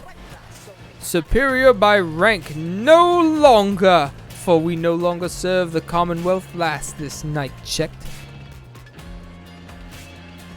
Here you hold no sway over this night. And what have you done to the spawn? Have you no honor left at all? This knight has done that which required doing. His honor cannot sink much lower anyhow. He figured this would be an ideal time to free himself from servitude to you. Why you? How dare you staunch the tempest for those night wings? Good Sir Deluge. This knight was born to dare! Now come and fight this knight if you so dare as well. Pyrehearts, banish him! This is an order. Soup!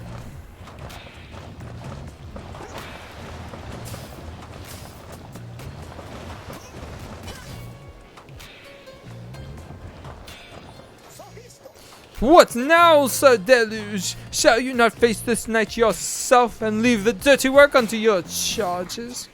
Fine, Gilman. You wish to stand against your commander, then have it your way. Sir Mosh! He's a worm knight, duty bound to serving Sir Deluge and the Pyrehearts. Lady Seagrass. Same thing. To me, banish now this troublemaker.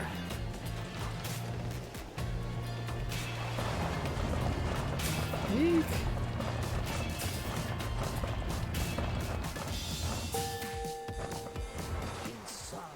You are master of this night, no longer, Sir Deluge. Thus shatter our fraternal bonds. This knight would say it was an honor serving you, Sir Deluge, but that would be a bald-faced lie, and yet another stain upon his blackened reputation. Until we meet again. Wait, you lowly traitor! This night we'll have your head. Gilman! Bye.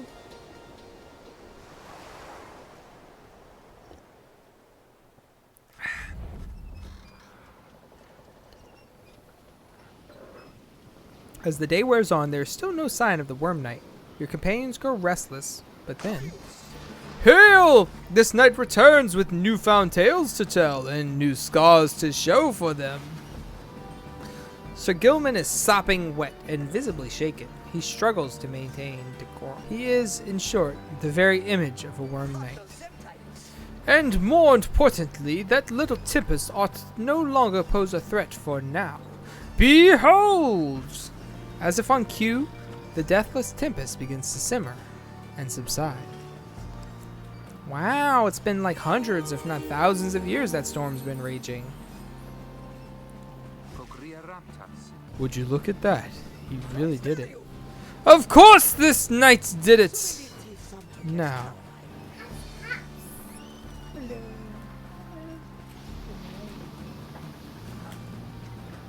Look, it's water.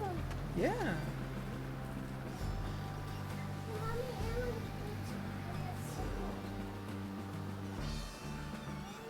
Good night.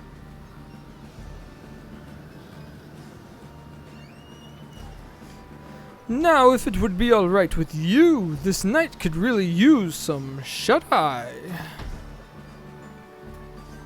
The Worm Knight then collapses in exhaustion. You and Hedwyn help him up. A deal's a deal, Sir Gilman. Welcome to the Night Wings. I've seen. I don't want to see You want to go up? Huzzah! So Gilman joined the group. He also revealed a path north for you. Bid him welcome. The Deathless Tempest. You have not yet been to this region of the downside, so Gilman revealed a gap in the storm that seems safe enough to traverse. Whee! It's a jumpy boaty.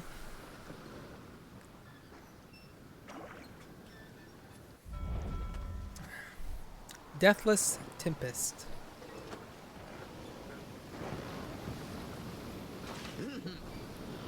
With Sir Gilman's aid, you managed to breach the Tempest. You were true to your word, Worm. I shall give you that. But now what? We are stranded in this cursed storm.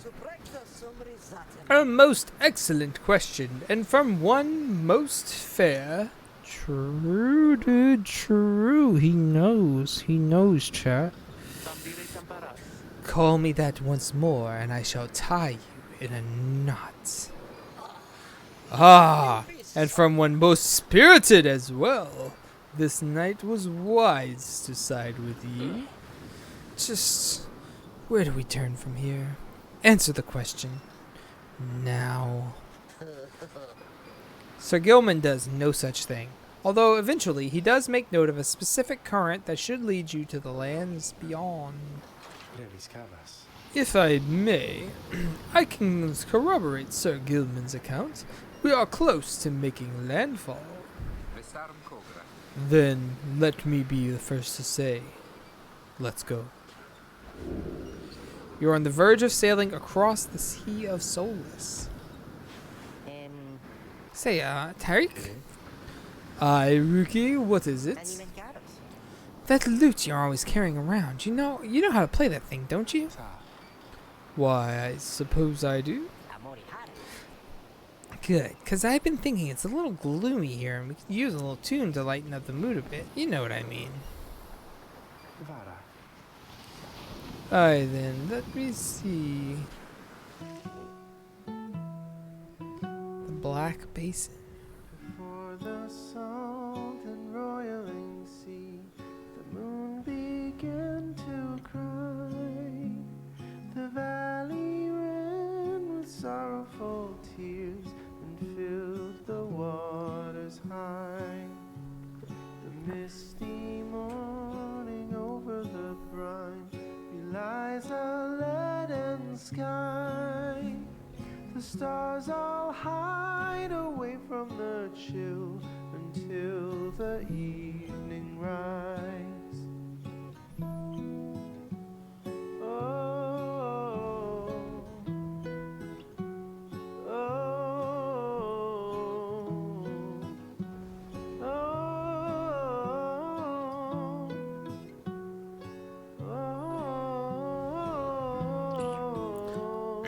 You have not yet been to this region of the downside, so Gilman claims the downside's northern landmass should be just beyond these waters.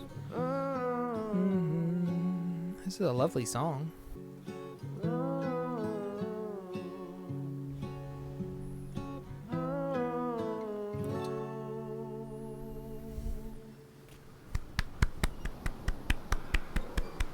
Amazing. And off we sail.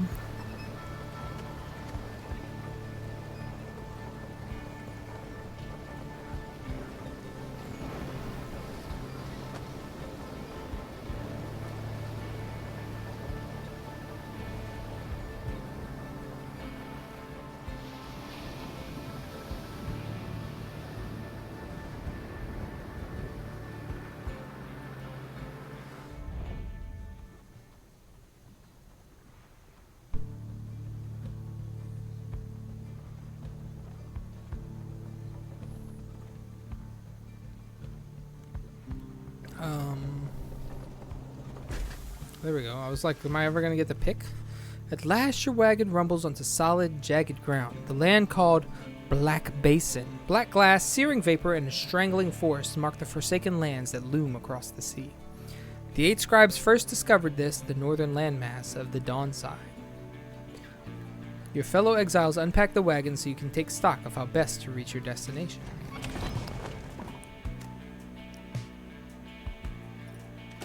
Let me in. What's this? So Gilman's crest, official certification of knighthood in the Commonwealth, often sought by knight champions. Seems to have something on his mind.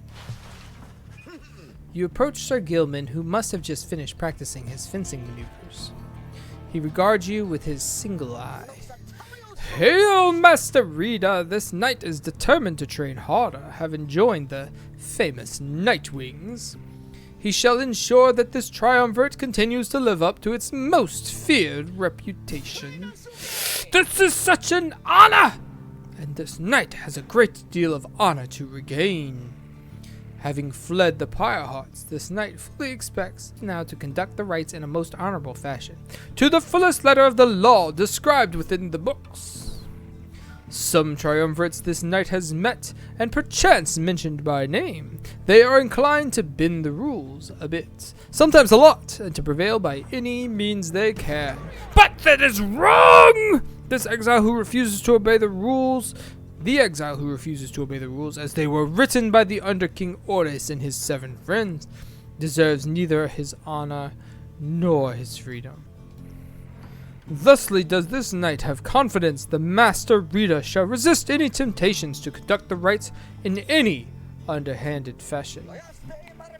Now then, this knight must undergo a thorough cleansing, having trained it until the point of foulness, so please excuse him, Master Rita.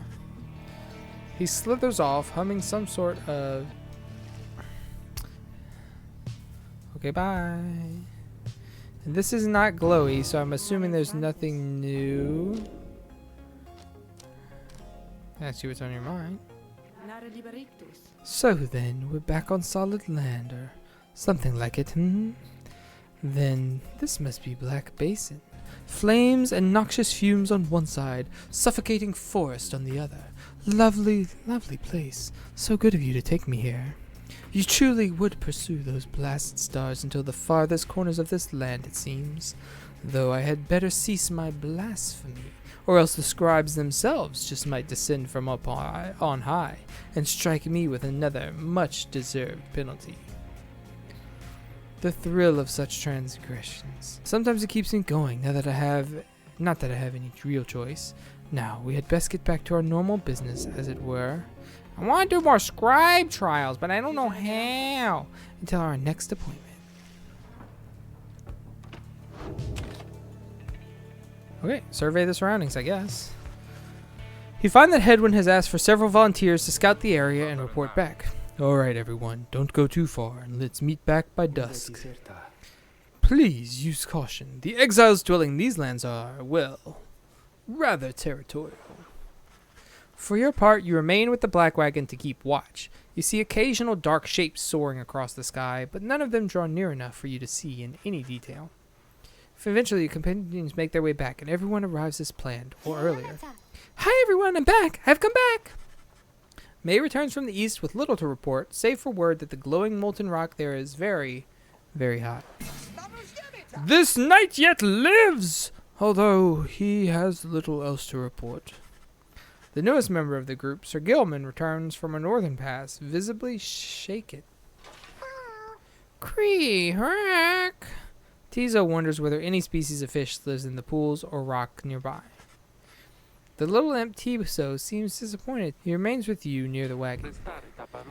There is a place, western pass, that seems traversable. If we traveled by the light of dawn, the shadows and the crags may well cover our advance against whomever may be watching. Begging your pardon, madam, I do not wish to contradict your strategy, madam, though in my experience we shall not remain hidden for long during the climb toward the nest of Triesta. The exiled harp matriarch lived in solitude among these very cliffs. The exiles of the High Wing Remnants, the last surviving faction of the Winged Harps, the ancient enemies of the Commonwealth. They are as coarse as their feathers. They hold themselves superior. The Archjustice Androbeles the Knight. You have no love. You may have no love for them inherently, but they have no such qualms with me for now. I may be able to negotiate safe patronage. Negotiate with them? Then Hedwyn steps in as the lone minstrel bows and backs away. Hey, we're not going anywhere right now. That much we can agree on. We'll decide how best to go ahead come morning. For now, let's take the rest of the afternoon and get our bearings. Jodariel glares at the sky as everyone else disappears. You have the rest of your day to practice your vocations.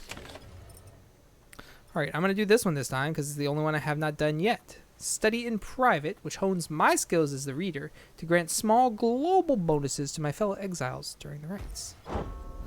Shing! You find a relatively quiet clearing to study the Book of Rites with undivided attention. Through greater understanding comes the reader's influence. Attribute bonuses you bestow on all of your fellow exiles who participate in the rites. Okay. Focuses which part of the Book of Rites? Oh, I see. I was so confused. Its fundamental purpose +1 glory. Master the other aspects of the book to unlock this. Its teachings and their wisdom. Each point of hope slightly reduces your fellow exile's banishment during the rites. Yes. Its authors and their prowess, quickness. What? Again? Yeah. Did you brush your stinky teeth? Did you already go in your room for tonight? What are you about to do? Go back in down the stairs and go in your room. I just remembered that I didn't tell any of you. Night. 11? Are you going to bed now? Did you plug your Switch in somewhere? Yeah, your mom's.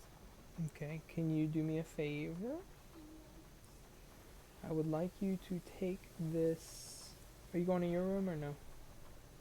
Take that octopus and go bring it to the kitchen sink because it needs to be washed. It's got some dirt on the bottom of it that needs to be cleaned off. And then you can go to bed. Thank you. See you soon. +1 quickness or +1 present. So this makes my aura bigger, this makes me faster, and this makes me die less time, shorter time. I like to be fast. And this makes me score more points. But I have to do these other ones first. I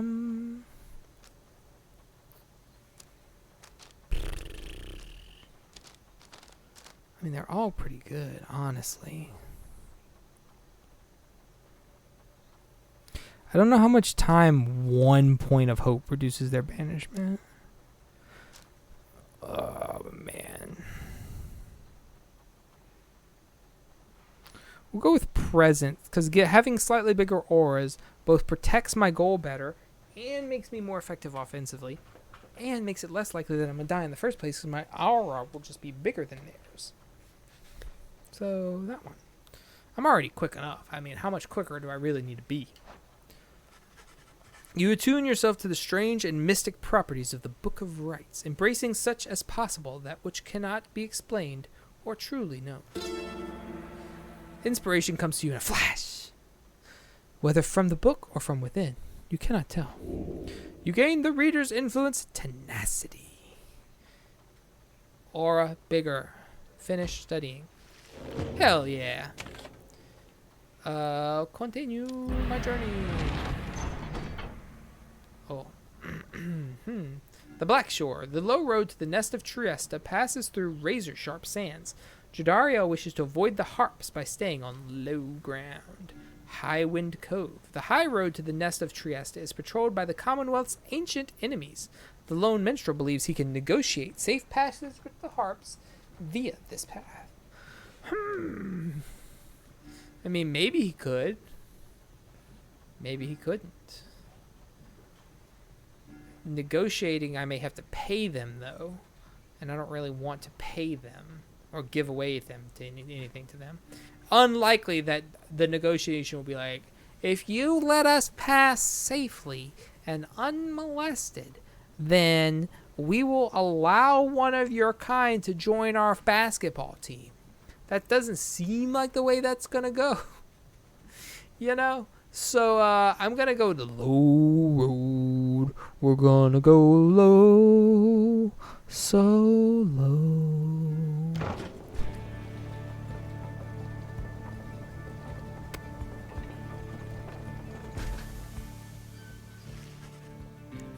The shattered lands of Black Shore proved difficult to traverse for the Black Wagon. The low road to the nest of Triesta passes through razor-sharp sands. The land beyond the Sea of Solace extrudes from the ocean on a bed of black glass. Jodariel searches for a solid path forward, to little avail. Look, big fan of Jodariel. I've said that already. I'm in trouble when I start playing Hades. I'm going to be in trouble. Fee on these blasted lands. How are we to proceed through this? Perhaps I may be of some assistance. This place is not so unfamiliar to me, nor are its hidden denizens. Please remain with the others until I return, madam. I shall not be long. The minstrel disappears into the cliffs before Jodariel can protest. In the meantime, you and she continue to keep watch, sensing unseen eyes. The last time that one disappeared on us, we searched for him for days. But this time, he soon returns. I have secured safe passage through the nest of Triesta, one of the downside's celestial landmarks. The exiled Heart Matriarch lived in solitude among these very cliffs. We may proceed. So we're going back. Secured safe passage with whom exactly? Just then, a winged woman dives down from the sky. She looks Jodariel up and down. Oh, she has wings only, no arms? And booby eyes? Looks like eyes and a nose. I love the Tatsunoko brand Falcon helmet, though. Big fan. She soars away without a word. The minstrel says nothing more either. Jodariel's scowl deepens. For centuries, the Commonwealth withstood the high-wing remnants, the last surviving faction of the Winged Harps, the ancient enemies of the Commonwealth. Treacherous assaults, thanks to soldiers such as she. Jodariel lost -4 hope for the next rite. Oh my god. Next rite might be the first one Jodariel takes a sit out. At last you arrive at the nest of Triesta, where the next rite is soon to commence. You cannot shake the feeling that unseen eyes watched your wagon's ascent, and remain watching now. Commence the rites! Nah. Nobody wants to talk to me, but what about the slug market? Oh, hey, you guys. What brings you way out here? No, wait. Don't tell me. I don't want to know. All I want is you to get the best deals on the downside. New stuff. Any adversaries balanced by the bearer take longer to return, +1 sec. The sun-bleached shell of a sea creature relinquished to bog dwellers who imbued it with various hexes. Righteous flame. After dousing the adversary's pyre, the bearer's pyre is restored by up to 5. A bottled enchantment, which seems to emit high-pitched musical tones, almost like an electrified mandolin. Pinch of stardust. Usable once. How much would you buy my fish for? 486. Here you go, friend. I missed! Yes, you may have.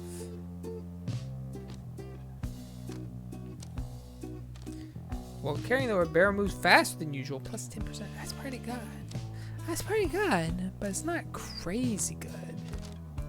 Like, this heal my pyre on the back end is sick, I think? Maybe? Any adversary, yeah. I mean, if they get at me early, it's gonna be good. Banished by the bear, take longer to return, +1 second. That's pretty good. That's pretty good. Man, what do I buy? What do I buy? What do I do? What do I do? What do I do? I don't know. +5 +1.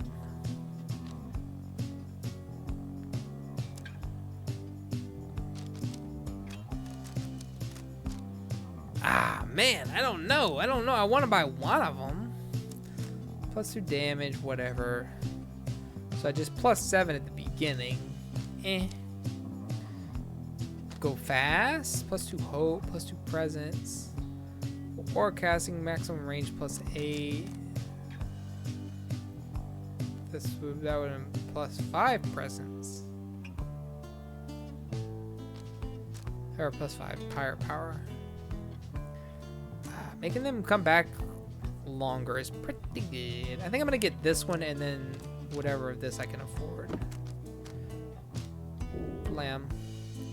Yes. And I also want this. Yes. And I also want this. Yes. And then +1.2. Yeah, that's what I expected.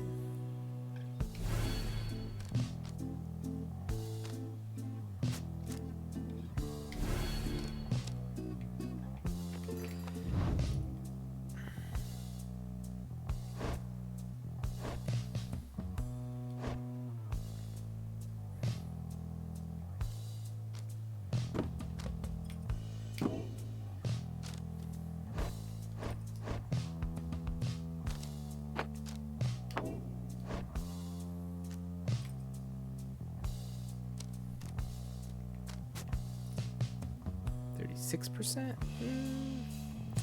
That's still so low. I don't know if that's worth it to try and level that thing up.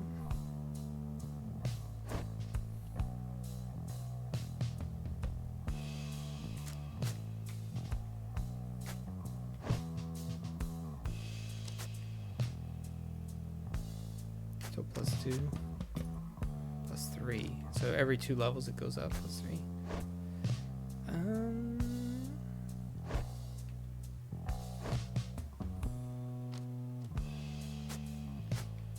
I'll use one of these, get them slightly higher, and then I'll hold on to these 2. Okay. Must be our lucky day here. Or I don't know what, Dad. Commence the rites. There's nothing going on in here. The book. There's new lore in the book. In the words of the hunt for Myr. In the words of Golgolathanian, the Master General, my emperor lay there, bleeding and alone, stranded in a bitter land beyond the river. With fleeting consciousness, he understood the folly of his quest and the folly of his rule over his country. Thus did he await the last embrace. It was the imp Haub that nursed him back to health and warned him often of the dangers he would have to face. Many enemies of Myr would come in search for him, some under employment by the rope collar, some longing openly for cold, uncomplicated vengeance. I was one of them. I plunged into the river willingly. We needed to be sure that he was dead. So this would sparkle if I had new trials, right? Yeah. I believe yes. Goodbye. Commence the rite. Look at this unicorn. It's so cool. You and your fellow exiles gather on the blasted lands called the Nest of Triesta, expecting the imminent commencement of the rites. You see no sign of any adversaries, but then you hear a whooshing sound above. It's the bird people. Ooh.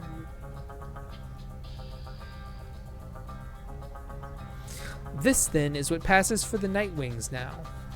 Such a rabble, not even dressed for the occasion yet. It seems the scribes have little pride in their tradition. Hold your tongue, little bird. We have not come for talk. No, you have come on behalf of your commonwealth. Mark well my words, you horned filth. When at last we free ourselves, your home shall burn. With that, the harp swoops off as Jodariel glowers after her. It is only then that you realize another harp has come. She is quite serious, I assure you. I can help you sort her out. It is in our mutual interest. Shazam!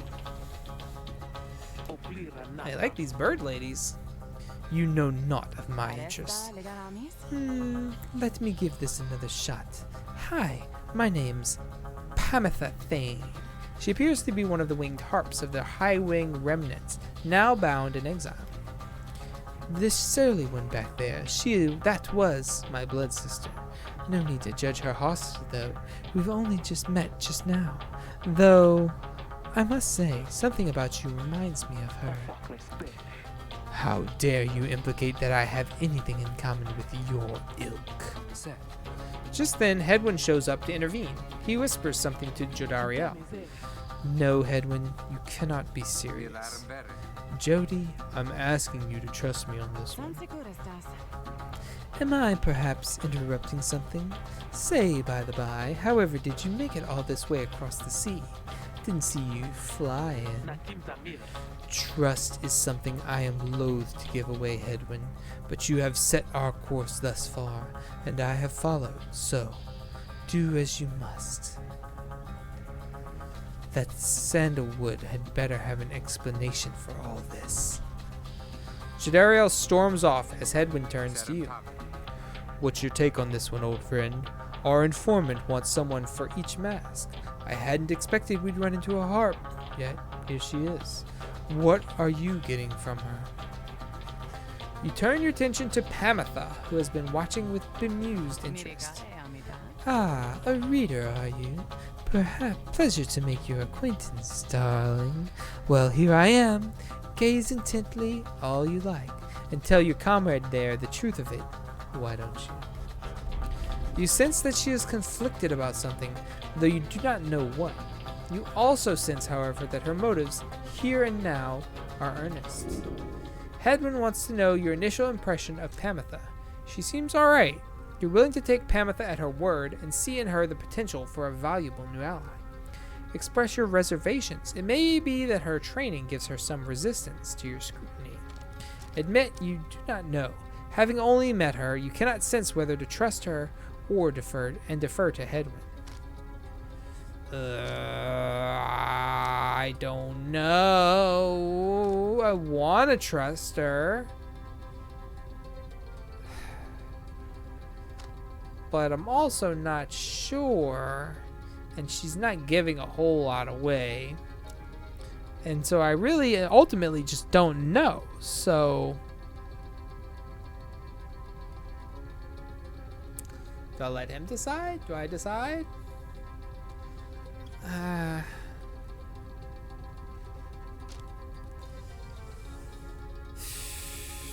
I'm gonna take her at her word, and if she betrays me, I would kill her entire species.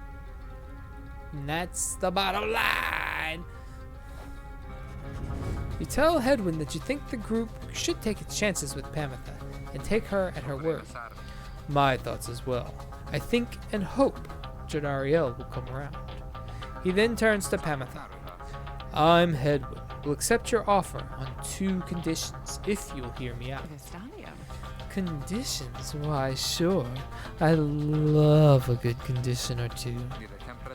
First, after we finish here tonight, you come along and make sure that your blood sister and her friends don't give us any trouble when we're headed out. Second, you'll have to find a way to get along with Jodariel, whom you met earlier. Brilliant! I had no plans to stick around here anyway. As for your demon friend, I doubt we'll get on famously. No doubt we'll get on famously. Now, I don't suppose you have an extra set of raiments I could use, because I think the Rite is getting started. You look up and see that she is right. Pamitha Thane joins you. She has a score to settle. Welcome, welcome, welcome to the Circus of Value.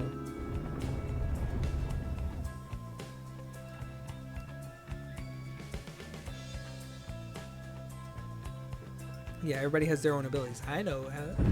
Reader, I thought for sure the stars would have eluded you by now. Eluded me? Yet here you are.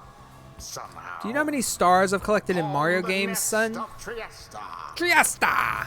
And you've swelled the ranks of your triumvirate not merely with another, but with two. Dos! One from the Pyrehearts, no less. And one who seeks the favor of the adversaries whom you'll imminently face. They are the essence. Winged terrors, as you soon shall see. Yeah. Can your longing for freedom match their hatred for the vibrant country that was once your home? From a distance, you observe as Pamitha, now clad in Nightwing's raiment, heads towards your adversaries in the Rites. Hey? You, what sort of heathen heart would dare take wind against us? Your new companion then looses the bindings on her mask. Hello there, Pamitha. Oh! It's Pamitha and Tamitha! She did say they were blood sisters. Pamitha's blood sister stares back at her a while before responding. What in the saint's name are you doing here with them?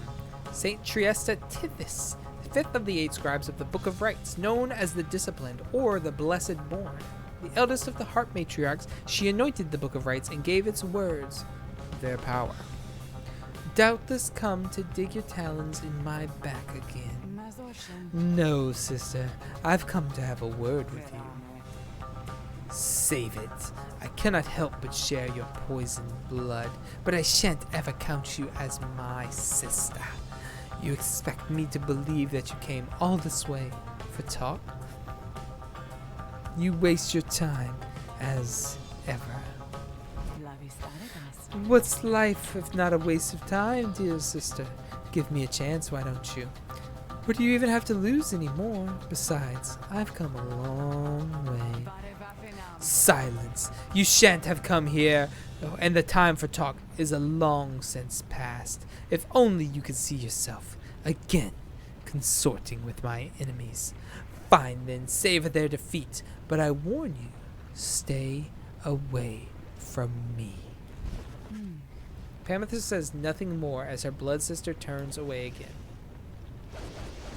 Shoop, shoop, shoop. Pamitha gets your attention. Listen to me, reader darling. The rest of you are ill-equipped to navigate this place. Let me conduct this rite on your behalf, and my wings will bring you victory.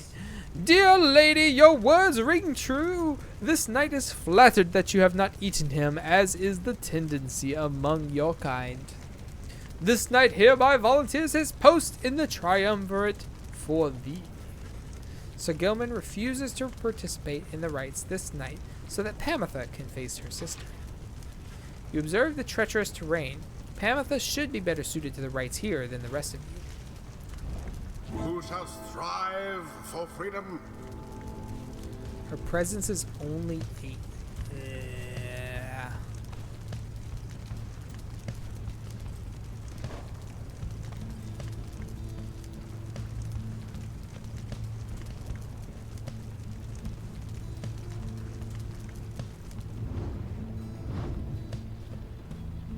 Their presence is low, low, low. So they have low presence. They are not super fast. They don't score. They score 20 points a pop. Hope is pretty high. How fast do you come back?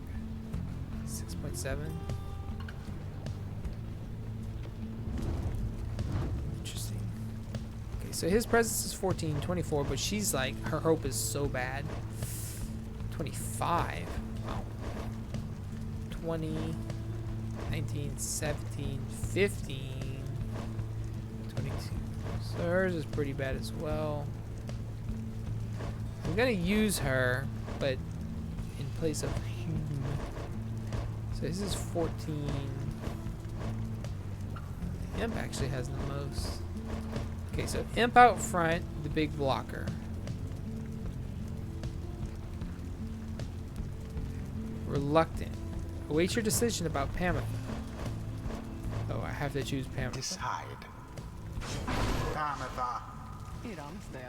Why, I thought you'd never ask there, darling. I accept. Oh, fuck. If the little bird is going to conduct the rites for us, then I shall not. That's fine. Your stats are all lowered right now anyway. Can I unselect you?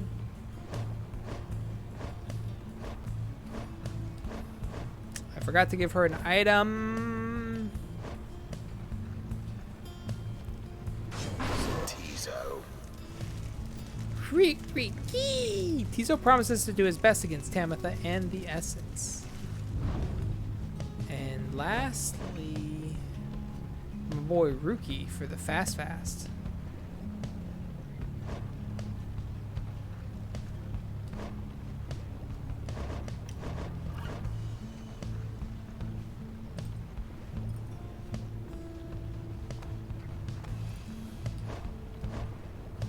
So she leveled up.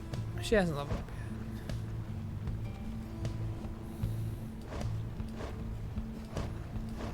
I'm not sure what the green experience bar means.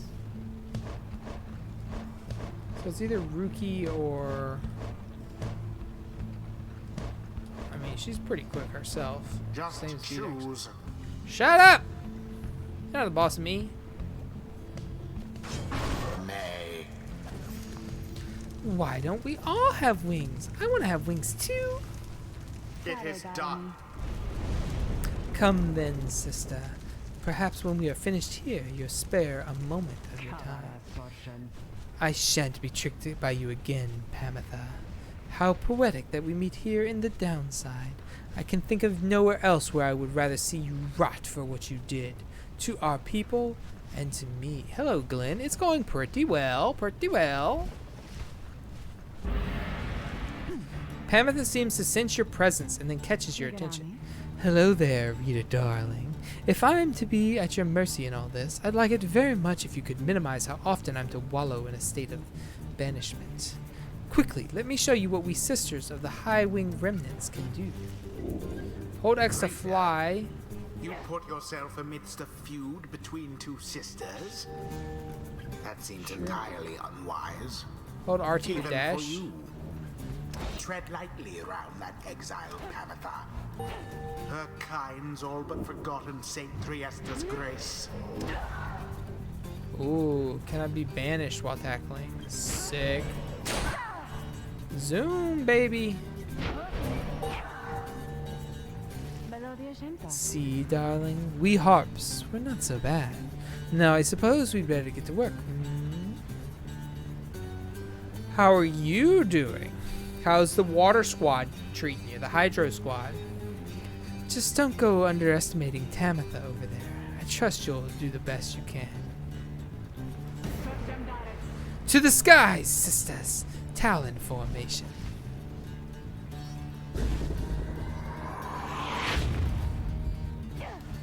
Poor Ow, exile. fuck. No! The orb bathes first within the Nightwing's flame. Tizo, was it? Tell me something. You know how to fly? Kree! Tizo is rather proud of his ability to flutter, as a matter of fact. Then listen up. My blood sister there, she'll swoop right past you if you're careless. But we harps simply cannot get much altitude down here. So, if she goes for any unfair tricks, just jump for it and catch her in the act. She's always hated when I used to do that to her. Press X to block flying adversaries.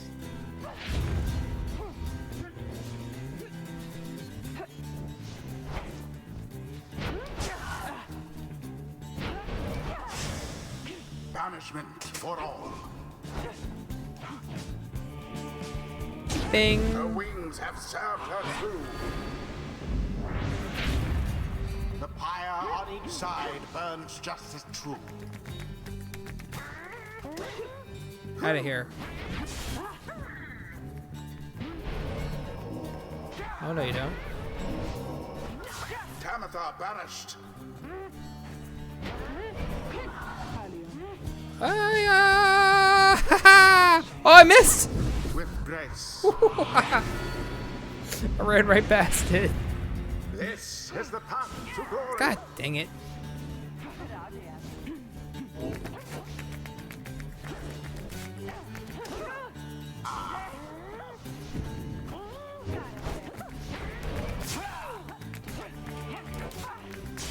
Be gone.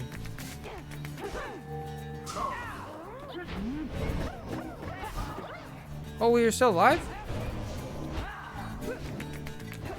Ah. Kill her. No. No. There. Ah! Sword by him. Zoom, zoom, zoom! Like that.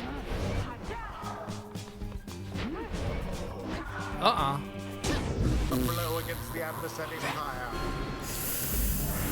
Get dunked on. Damn you, Pamitha. You are no true Thane. Clan Thane, a feared clan of the High Wing remnants. Pamitha and Tamitha are its surviving members. To think that you have the gall to call me sister, still, after everything you have wrought upon us. I hate to break it to you, Tamitha, but I don't think my actions, however much they hurt you, had any effect on our familial status. Look, I know I wronged you. That's why I'm here. You don't know my side of the story. Your side of the story. If I wanted to hear more lies and deceptions, I ought to have asked the Commonwealth to stay my sentence for a while. Well, if you have come all this way to face me, Pamitha, then come and do it. You and me. You think you see Pamitha shake her head. Everyone, stay back. Oh, 1v1, huh? What is it those two think they're doing? Ah! The Rites are Not like that. to settle petty scores. Mutual annihilation. Ah, Oh, heck. dear. Be gone.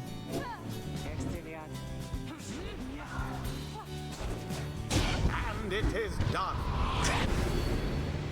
The you-know-who prevailed. Their adversaries prove no match for them. The you-know-who prevail. The ceremony is complete. Yeah, we did. You Commonwealth filth. Only through that traitor's help could you have beaten us. You postponed the coming of our liberty, but we are ever patient, and our sisters on the other side shall have their day, with or without my aid. Tamitha, wait, please. You found good company there, Pamitha. May you wither here with them. I hope sincerely we shan't ever meet again. Pamitha stands motionless as her blood sister departs.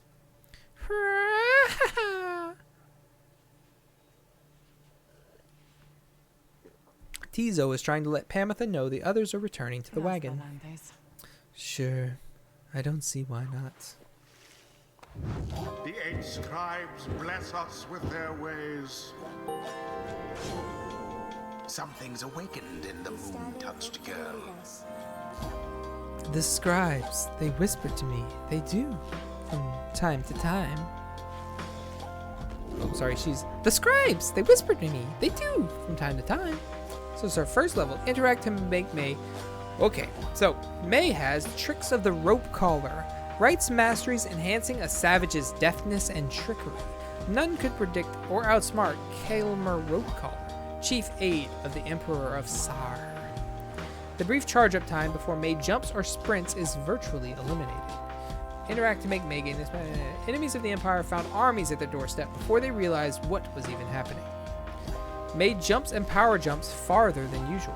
By the time Kaelmer Rope Collar betrayed his liege, he had multiple escape plans and contingencies in place. While sprinting, May slows nearby adversaries. The Rope Collar was ever elusive, and attempts to subdue him physically all failed. False step. If May is banished while jumping, she shall instantly return at the origin of her jump. You shall conquer that river and much more, my lord. Kaelmer Rope Collar's last words to Soliam. Or the Grand Trader's Leanings. Rites masteries enhancing a savage's aggression and persistence. The Rope Collar was an idiosyncratic man whose interests he kept to himself. This brief charge-up time before May can cast her aura is greatly reduced. Kaelmer Ropecaller learned to control his impulses, knowing it was necessary to his plans. When saluting her adversaries, May automatically leaps toward the orb if no one has it. Whenever an opportunity arose for the Empire to gain in riches, the Ropecaller seized upon it quickly. May flings the orb faster and farther than usual. Kaelmer practiced throwing stones, first at distant targets, then at moving ones as well. And finally, Dark Vigor. While grasping the orb, May sprints and jumps without using stamina. Oh, that's good. Fear not, for I shall find our liege and return him safely, and the orb as well. Woof. Ah, that's so good. I want this side, so I get to aura people faster. Devious trick from the rope collar. A devious the trick. Tizo appears to have a certain depth of knowledge. Crackly-wee! Tizo just had a flash of inspiration about his role in the Rites and as part of the Nightwings. Neat.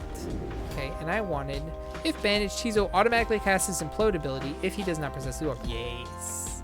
When saluting his adversaries, Tizo turns into a fast-moving howler or back. That's kind of cool, but I like the boom boom bomb bomb boy.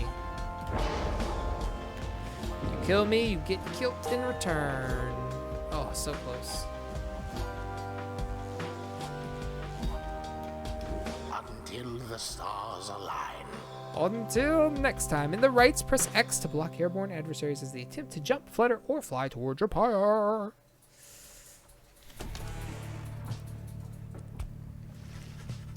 After vanquishing the Essence, triumvirate are winged harps, like harpies, harboring a deep hatred for the Commonwealth, led by the harp Pamitha Thane. Almost effortlessly, you and the others return to your wagon to consider your next move, and how best to integrate Pamitha into the group. Don't worry, I won't be staying any longer than it takes. I like my fresh air so I can sleep up on the roof. I trust the Rites will cause my path and Tamitha's to cross again before long. You're welcome with us for now, Pamitha. Trust is what got us here. Isn't that right, Rukey? But Rukey does not seem to hear the question. He's been rather quiet since first encountering your new guest. Pamitha shoots him one of her smiles. He stammers something about having to check the wagon wheels again. Understandable, Rukey. Understandable. He runs off. During this discussion, the minstrel pulls you aside. Reader, I ask a moment of your time outside. What? There is somewhere may ask we go, here in Black Basin, reader. By your leave, of course, and provided that the stars allow it. Would you look upon them for us, please? You look toward the heavens. Seek now your destination. Well, not very far away is that, eh? And I still can't interact with these at all. Lou, the Vernal Star. The Vernal Star burns bright over the densest woods in Black Basin. Interact to determine the location of the next rite. Shing. Lobster crab. Cherry blossom tree. The Glade of Lou. According to the stars, the next rite shall soon commence here. The great sap scholar Lou Sklorian will here vanquish the root titan, limbless Arazek. Directly due west, then. It is just as my client indicated. This client of yours, our informant, Sandalwood. He entrusted us with this wagon, this quest. Why? What does he want from us? You may ask him yourself. He awaits us somewhere in Wakingwood. Due left. West. Left. West left. How do we find him? He shall find us. It seems you are soon to finally meet Sandalwood. At dawn, you shall have to cross a single narrow path leading west, where he supposedly awaits. Who wants to talk? What's this, then? Pamitha's moonshine, kept close at hand in the off chance of a good occasion or a very bad one. Staying hydrated, playing with imps. chatting with Jodariel, chewing on something, chatting with Tizo.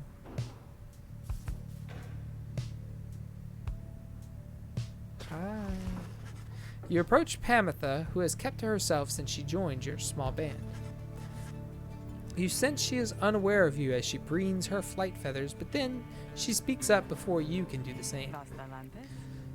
Come to check up on me, reader darling. In those first moments when we met, that vote of confidence in me which you relayed to that nice Hedwyn boy, I'm grateful you are willing to see past these wings. One of your kind's ancient enemies just happens to insert herself into your group, and you just go with it? However, I assure you that my motives here are plain. You'll see, I've business with my blood sister Pamitha, and nothing more. You briefly met, I think. She's quite a catch. As to the little quibble between us, well, it's a long story all in all. One that's frankly no one's business but hers and mine. Surely we'll run into her again. Maybe not soon, but in time. And we have the rest of our long lives to wait. Anyway, happy to aid you in your quest until such time, especially to the extent that it aids me in mine. A simple exchange. Until then, stay vigilant, darling. You needn't concern yourself with making small talk with someone like me. And besides, we harps have a saying, liars abound. She swoops away before you can respond. Swoop! Bing, bing, bing, bing, bing. Oh, you just keep right on ringing that bell, chum. Keep at it. Rukey seems to be taking issue with your frivolous use of the nautical bell. After all, there is no sign of a nautical emergency nor a prepared meal. Oh, I know it's not mealtime. It's fine. I'm starting to really enjoy the constant ringing sound, though, now that it doesn't mean anything to me or anyone anymore. Besides, ringing that bell, it's probably some pretty good exercise, right? And it's good training for my ears, too.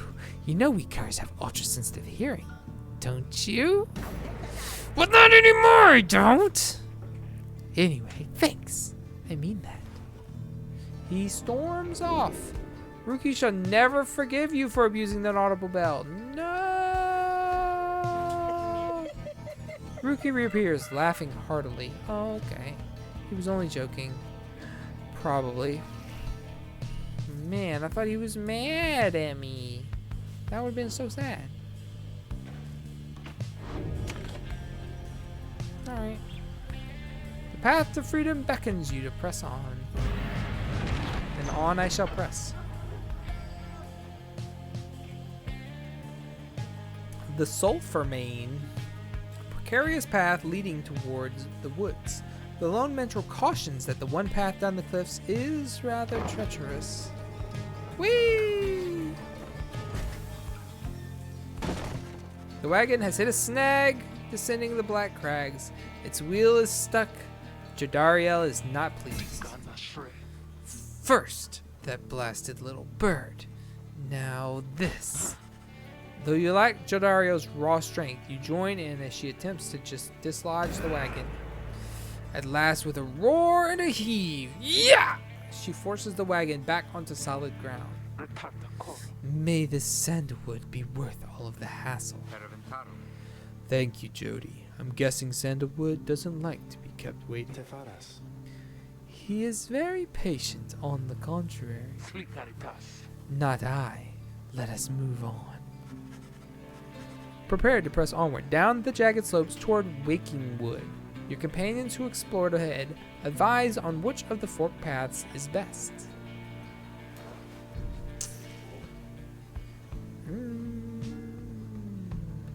Flamberg lands on a northern plateau over Waking Wood, pocked with seething fissures. Sir Gilman claims he can dig up something valuable here. The Glass Peak lands to the west of the Waking Wood, riddled with black crags. Pamitha says she can procure a talisman here. Interesting. Well, I guess we're going to try and YOLO for another talisman. It would be nice to get some value with the circus. Oh, value. Having gone the route Pamitha recommended, she directs you toward a particular crag, no more conspicuous than any other. They clip our wings before they cast us down, you know. But just the same, we learn to flit around a bit. Just watch. Pamitha swoops up to a nearby peak and disappears behind it. She does not keep you waiting long and returns bearing an item of some sort. For you, reader darling, we high-wing remnants stash away such things for such occasions. Pamitha found a luminous idol. It should come in useful. After grasping the orb, the bearer instantly recovers all stamina. Woof, that's good. A long-forgotten effigy of the Song Fisher, thought to embolden one's spirit when closer to celestial phenomena. And we journey on once.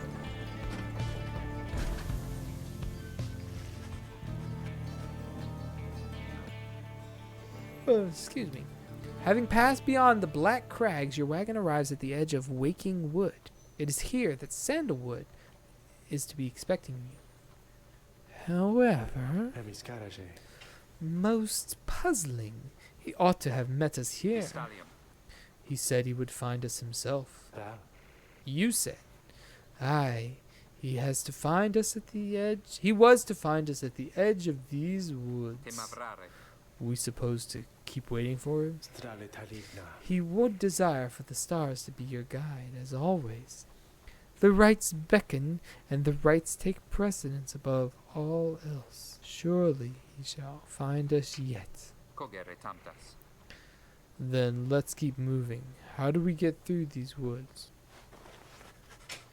The lone minstrel notes two possible paths forward from this point, though cautious that the woods are difficult to navigate, and Sandalwood would have known the most expedient path. Oh Lord. The Needle Field, a small clearing east of the glade of Lu. The lone minstrel says his client Sandalwood studied the rites here. Greymoor contains the grandest trees of all of Wakingwood. I like big trees. I want to see how big they get. Are they like redwoods? Can we drive our wagon through them? I want to know. Sandalwood has led a long life compared with any of you, at least. In the latest years of his exile, he became rather reclusive for a variety of reasons he shall no doubt explain. He found some solace here in these woods, though I fear I cannot locate his residence without him. Unfortunately, you find no trace of Sandalwood, and without him there to guide you, you remain quite lost. The woods seem to have encroached. There is no path forward, while neither of the paths leading backward appear to match the route you took to this point. Uh-oh, I can't go forward. Burnt Grove. Ashen grounds amid Wakingwood. May seems drawn to this location for some reason. Under thicket, the south pass through Wakingwood. The imp Tizo seems to wish to go towards this location. We can't trust you every time, Tizo. Last time you gave us bad luck, so let's go this way.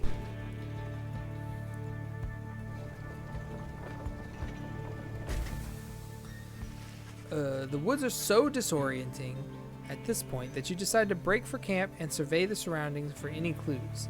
Perhaps later there shall be time to pursue your vocations. Okay. Nobody wants to talk to me? Ooh. Piece of candy. What's this? We have food on our table finally? What?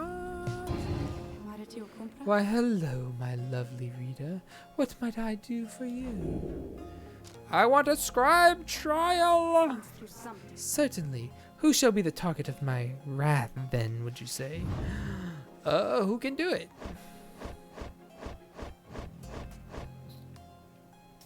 Well, Jodariel, that is.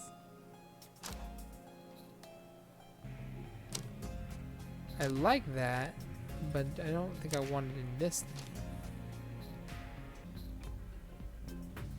thing. Is that what I want on her?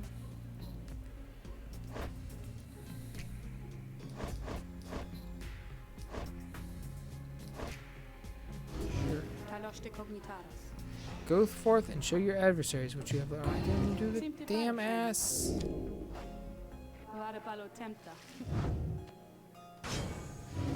Ugh. You ask Sandra to administer one of her special trials for Jodariel. That surly demon, is it? She could stand to lighten up, though I fear that is not a secret I can teach. But let us bring her forth regardless. Soon Jodariel appears in heed of the summons. What is the meaning of this, reader? You're gonna go training montage! Demons such as slow to move but have huge auras and inflict heavy pyre damage if they close the distance.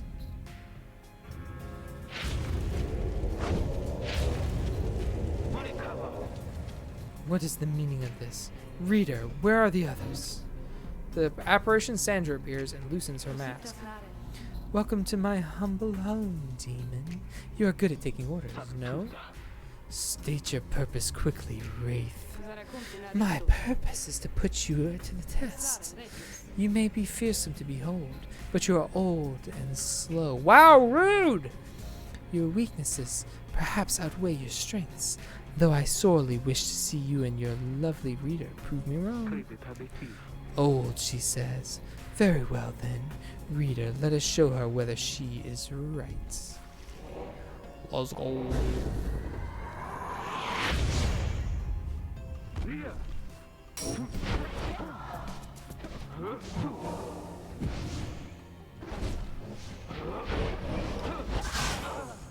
Ah, heck. Well, I killed one. Oh, no, you don't. Boop.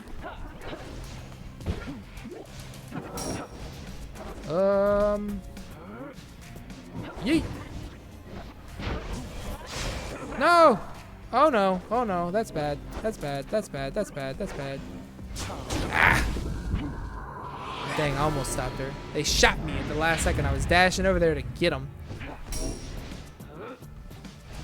Ah!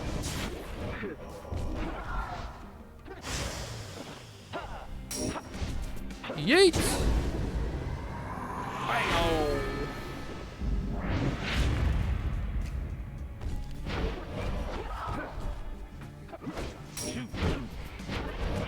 Ah!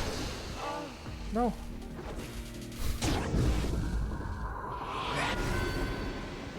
This is so sad. Get him with your giant aura. Hup, hup, hup. Yeah, that's pretty sick. You get to dash in there, pick up the orb, dash, dash. Ow. Ouch, ouch, ouch, ouch, ouch. Hurry, hurry, hurry. Too slow.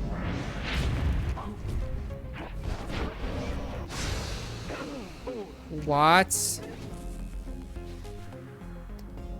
Take your time. Gotcha. Dummy. Oh, no, you don't. Hup, yup. No! 1, 0. Ha! Gotcha. Gotcha. Hey. Oh, no.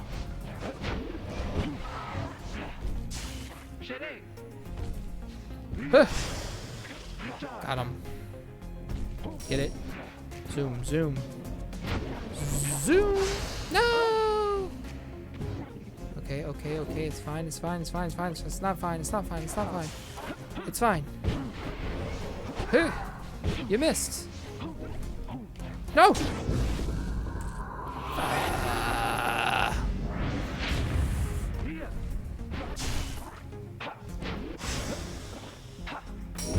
Goodbye.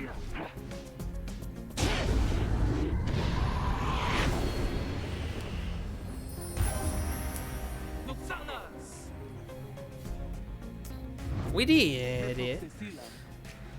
Are you satisfied now, Wraith? I am never satisfied, demon. However, your performance was sufficient, and you passed my test. Thus, congratulations are in order to you and to your lovely reader. Now, farewell. Goodbye! Sandra's discipline. All are welcome here, save demons such as you. Damn. You're so rude to my poor demon friend. That was a strange experience. What do you have there, reader? You receive Soliam's horn for completing Jodariel's trial. Rank 5 legendary talisman. When Jodariel casts her aura farther and faster than usual, plus 15%. Sandra's second blade managed to graze her target's face, twisted as it was with sorrow, not with rage. Cool. I would like to equip that to the...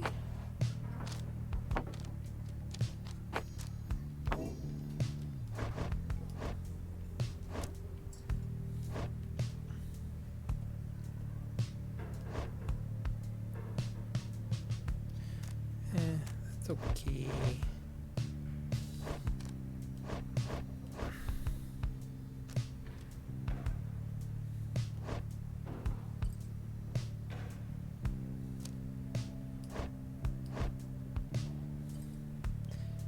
Bear flings. I don't really care about flinging the orb farther. I think I might like this because they're pretty fast, and then you can have the money one just because. Why not?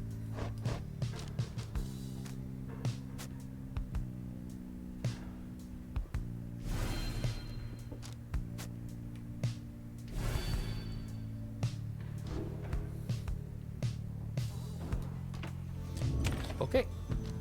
Sift through the ashes. He was here. He was here. You mean sandalwood? If I ask, how can you be so certain? I think from this. I think from this. It says something. I don't know what it says, but I feel like it has to mean something. May produces a small strip of bark she found in the ashes. At first, it seems like nothing of interest, until you see a message carved on the inside. You found a bark strip. Bark, bark. Can be sold at the slug market. A sturdy strip of bark. On it is written, come to Cinderroot. S. Notify the group. So, it's some kind of message from this sandalwood guy? Seems that way. Which way to Cinderroot? A hush clearing south of the glade of Lu. Grounds well traveled by saps knowledgeable in the rites. It is due west. Perhaps we can set forth early tomorrow when the woods are still. Sounds good. Everyone rest up. Big day coming up. I get to do a vocation. So boost experience is good. Big, like, permanent boost to everyone is also good. And finding valuables is also good. They're all good. They're all good. I'm gonna do this one first though, because I like it. Makes me feel good. We did this already, so I'm not gonna read it too much. And this time, so last time we upped our presence. This time we're gonna up our quickness, because we are the gotta go fast team. Concentrate on your knowledge of the 8 scribes and how together they compose the Book of Rites among their many feats. Inspiration comes to you in a flash. Whether from the book or from within, you cannot tell. Gain the reader's influence celerity. +1 quickness to everyone. Continue your journey. Maya. The path of freedom beckons you to us all. To the Cinderroot. A hush clearing south of the glade of Lu. You have reason to suspect the informant Sandalwood may have come through here.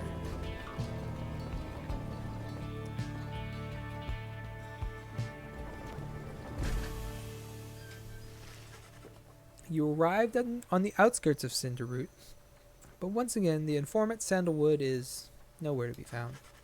You sense the hopes of your companions waning as your search through the area yields nothing. Then something startles the little Tizo. Scribe! Tizo seems to be crying out in surprise. He has spotted something or someone.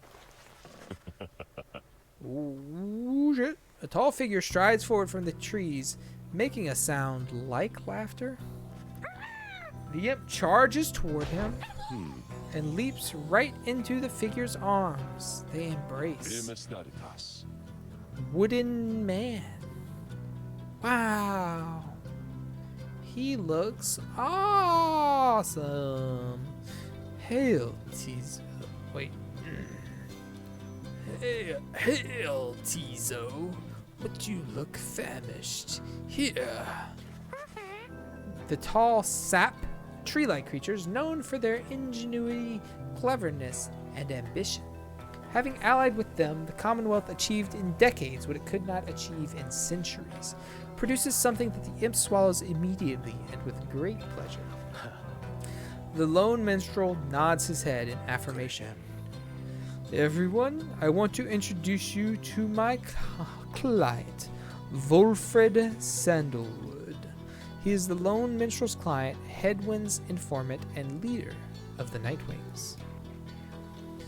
It has been too long, Volfred, sir. There are my temples. Too long indeed. Too long indeed, Tariq. I trust your new companions bring some color to your days. Simbaratas. They do, sir. I think you will find them worthy of the Nightwings. The sap looks upon the lot of you. You cannot sense his thoughts. We shall see. Then he turns to you.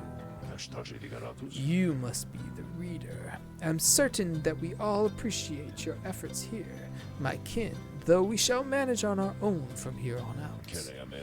You're welcome to continue on with us, of course, though you are free to go. I trust you have been adequately compensated for your time. Thanks as well for looking after all my books. Whoa, whoa, whoa, whoa, whoa, whoa, whoa, whoa. He's trying to kick me out of the team? You consider what to say to all of this. Volfred intends to relieve you of your duties to your group. My ass insists on saying you have been assured your freedom. You categorically refuse to be cast aside so easily. Bid everyone farewell. All right, peace. The leader of the Nightwings has returned. You can tell when you are no longer wanted. Remain silent. This cannot be happening.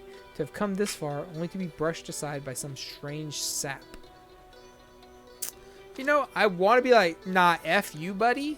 But I'm going to remain silent and assume that my teammates are going to stick up for me and be like, no, no, no, no, no.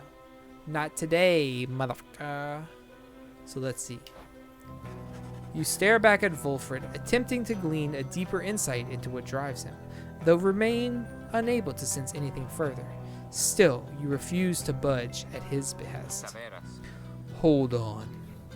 Volfred, sir, I'm Hedwyn. My companions and I are the ones who answered your call. We followed the signs you left for us. Now we're here, thanks to you, and also to this reader. Not just a reader, they are our friend. My friend. They're not disposable. We made them a promise, and our freedoms are now intertwined. Volfred smirks at this.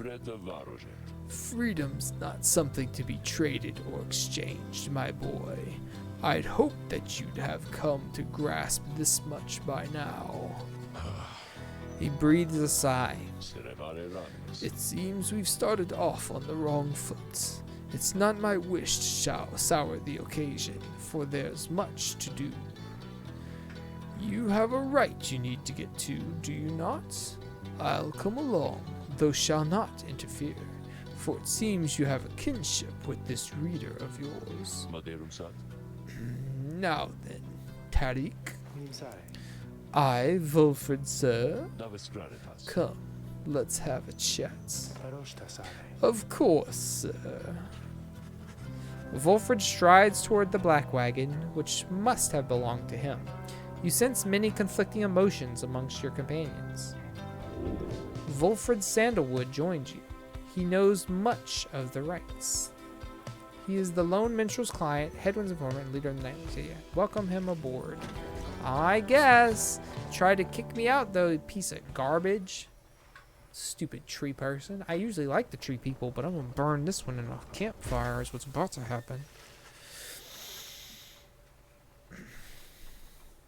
Your wagon cuts through a clearing to arrive at the glade of Lu. According to the stars, the next rite shall soon commence here. The great sap scholar Lu Sklorian. here vanquished the root titan, limbless Arazek. Where the stars directed you, Volfred nods his approval, but leaves everyone to their devices. Page revealed the demon. Huh. Oh, you want to talk, eh? You want to talk now and try to replace me? The demon, in the words of Gol Golothanian, the Master General. Emperor Mur. Scarcely could I recognize him when at last I found him. A half-starved animal, horns sprouted from his head, a bestial mirror of his blackened reputation. And I, a man who conquered countries, feared any emperor then in such a way as I had never feared my emperor then in such a way as I had never known. My charge had been to slay this man, but when I discovered him, he was already fighting for his life.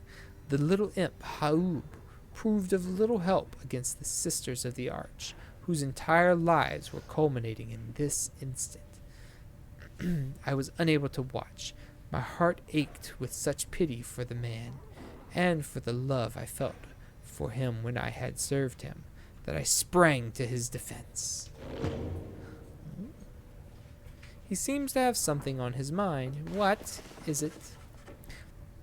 As you approach Volfred Sandalwood, you feel very much aware that you reside within his black wagon, rather than he in yours. He studies you in silence for a time, then, Tariq, if you have a moment. I, Volfred, sir, what is it? This reader, you deem them worthy by your estimation. The lone minstrel tilts his hat in your direction.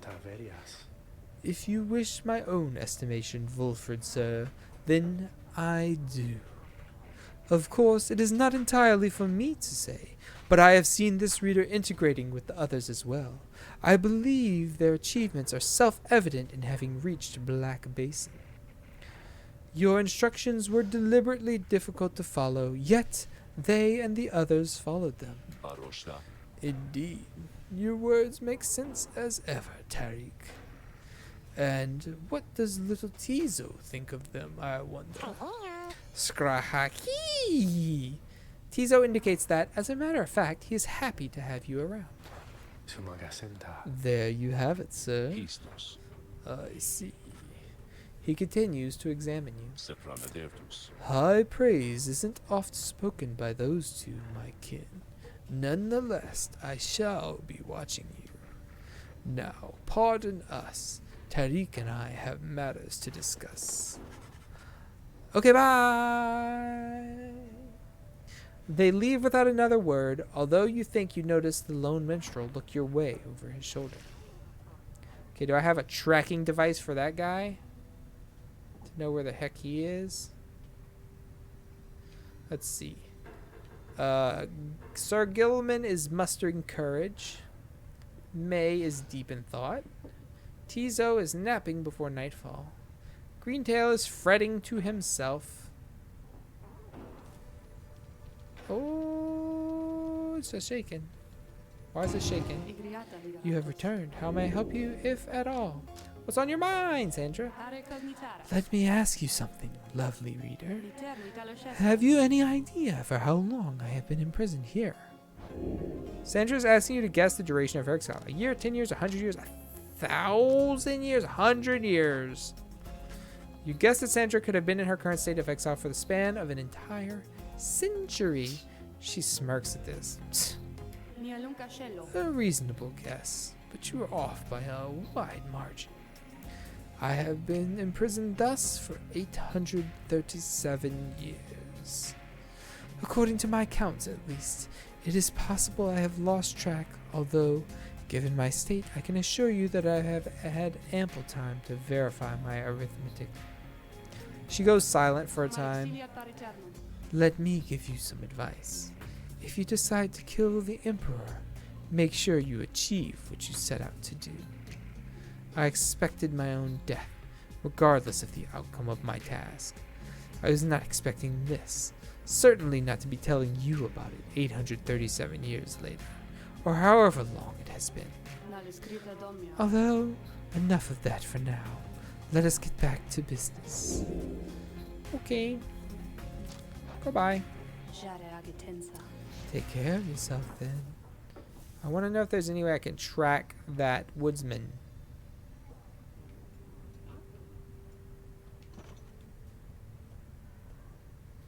Doesn't look like I have an object for him. That's so sad.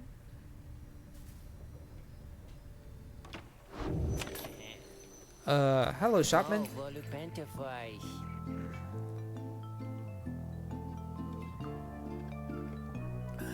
Oh, hey, you guys. You know, I guess I didn't get the word out about this new franchise which we opened here just now. So, give you a great deal. Just tell your friends, okay? Oh, and hey there, Mr. Sandalwood. Good day to you as well, Ron. What you got today, Ron? A Rite light. Once per rite, if the bearer's pyre is extinguished, it is instead restored by +5. Ooh. A failed attempt to merchandise the sacred tradition of the Scribes. It was intended to prolong the proceedings. Stash of Stardust. Cannot afford any of this unless I sell. Oh, I could sell my mark strip. And or my sling bullet.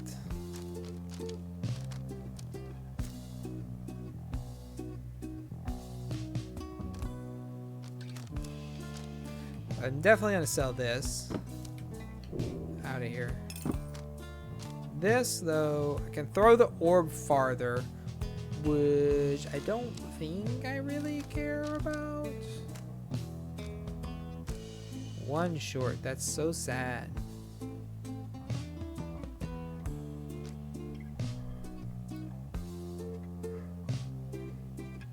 I really like this one, I think.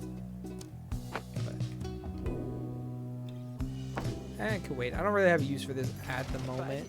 See you guys again sometime soon, maybe, okay? Because I gotta say, you're my favorite customers I had all week. Commence the rite. It's basketball time, baby. You and your fellow exiles arrived at the sacred site called Glade of Lu, and now look at the stars in the sky to signal the beginning of the next rite. The woods about you bring a sense of tranquility you have not felt in some time. But then you notice one of the trees move. It shuffles towards you and regards you with an exaggerated bow. Well, goodness, by the roots of Luscalorian, third of the 8 scribes of the Book of Rites, known as the Wise or the Philosopher. He is said to have fathomed every thought, and his wisdom flows through the river of his name. It would appear the rumors are correct. The Nightwings have returned. Oh, but where are my manners? One moment. The sap claws at his mask with his wispy fingers. Much better. H. Manly Tinderstouff. He is a sycophant who seems certain he will land a position of high standing once he is free. At your service. Perhaps you've heard of me?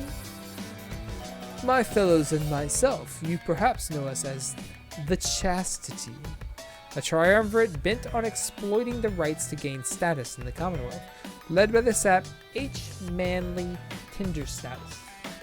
We soon shall stand against you in the rites. For now, I am just whiling away the time, making small talk. Now then, as I have introduced myself, your turns. To whom am I speaking? Then, in your mind's eye, you see Volfred and hear his voice. Manly Tinterstaff is not to be trusted.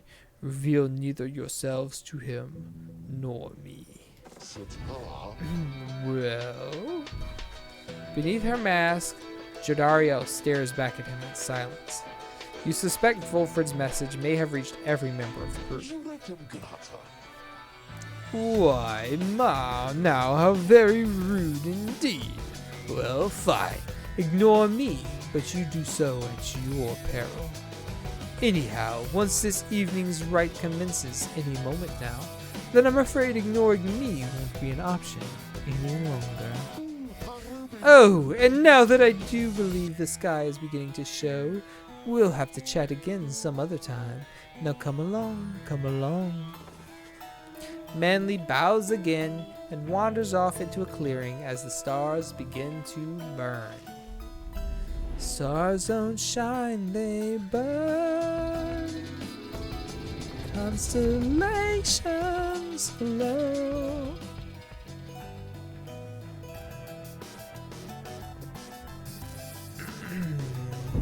Once again, the stars align themselves before you, reader. The stars Here align. now at the Glade of Liu, I have to say, you've come so very far. So very far. There are those, such as your adversaries called the Chastity, who have toiled for this too. They know that with their freedom comes Snip, snap. great opportunity. Opportunity. It could be yours instead.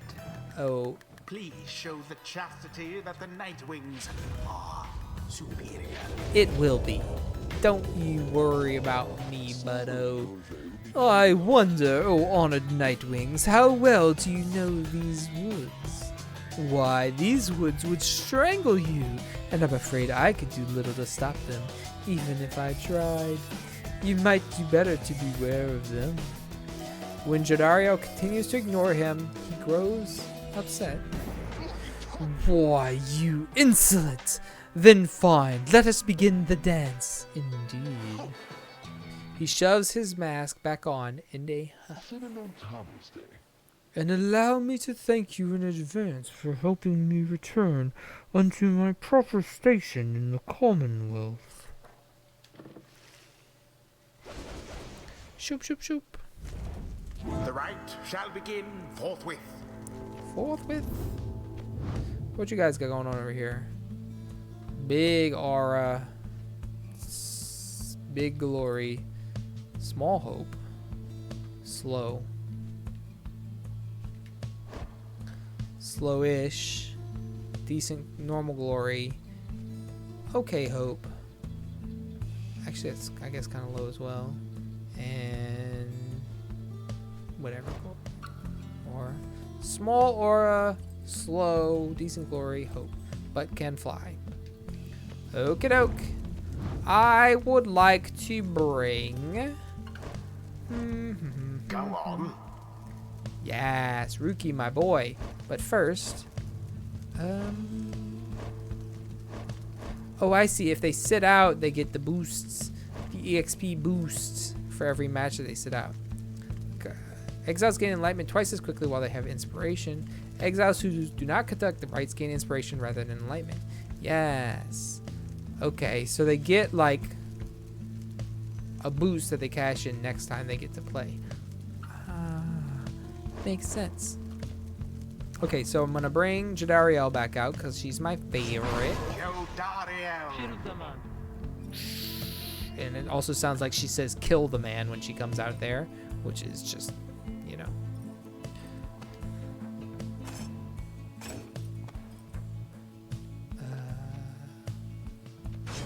Hedwyn.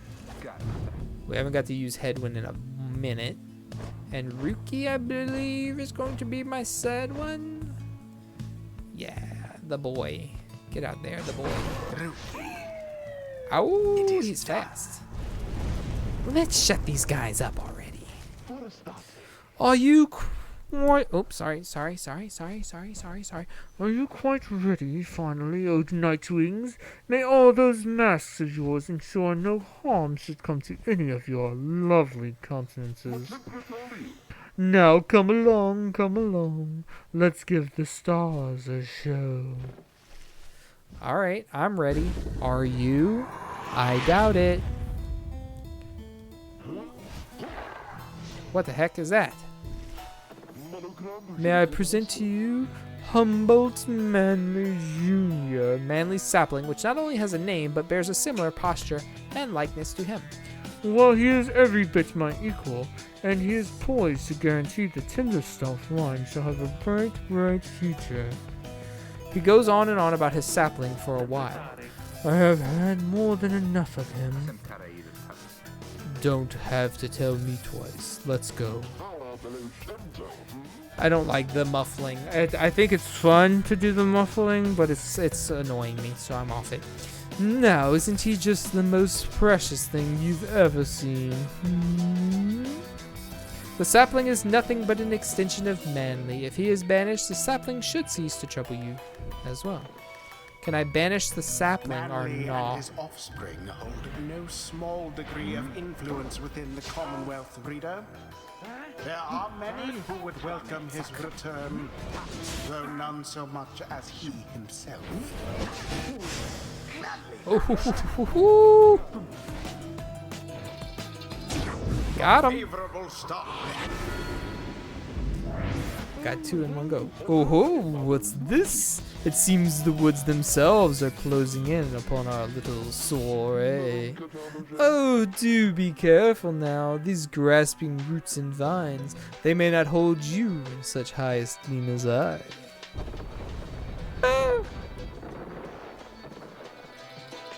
It's fine. Your adversary Manly is comfortable in this suffocating glade. That was the last of them. Zoom.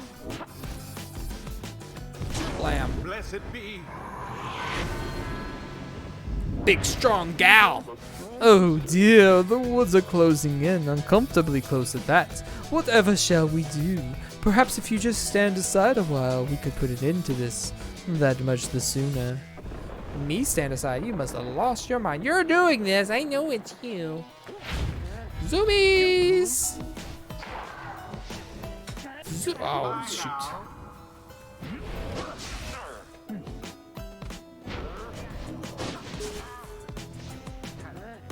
Zoom zooms. Flames of freedom. Can't stop me, son. Say, have any of you noticed how it's feeling rather crowded out here? Almost as if the 100 Minds himself resents you being here. The who what? Luscorian 100 Minds, third of the 8 scribes of the Book of Rites, known as the Wise or the Philosopher. Oh, okay. Yes, I rather think that's it. So cease with all your scurrying about with that damned orb and let me handle this. There do be the vines closing in rather muchly.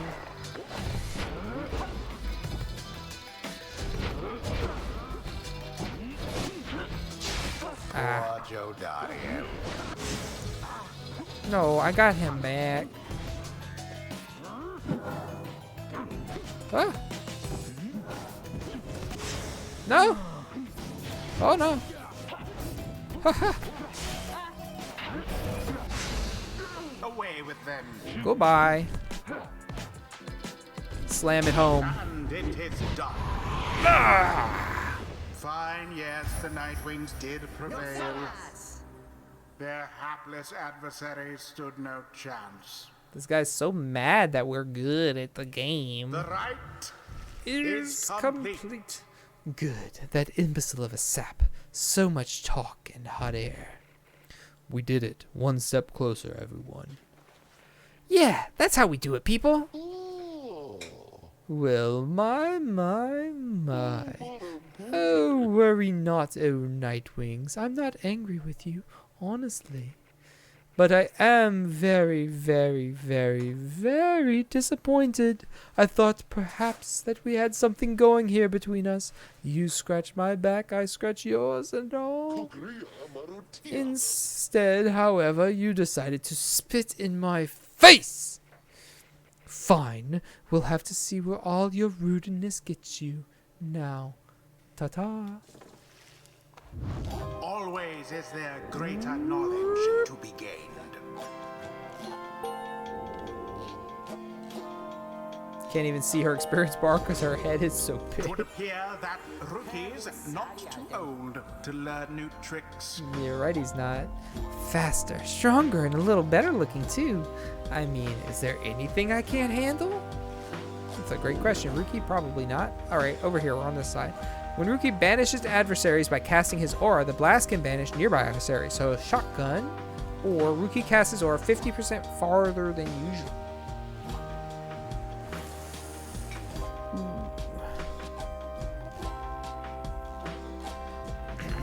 The guiding light's insanely good.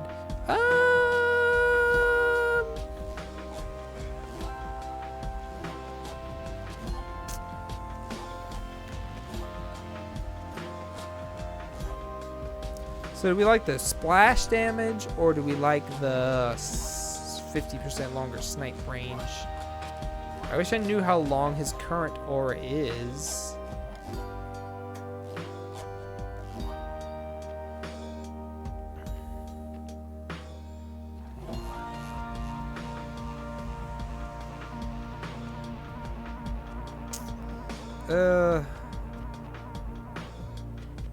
From so far away, they have a chance to move. Like it's gonna be hard to hit them from further away. But the shotgun blast could be very useful if they happen to be clumped up coming at me. So I might go with that one.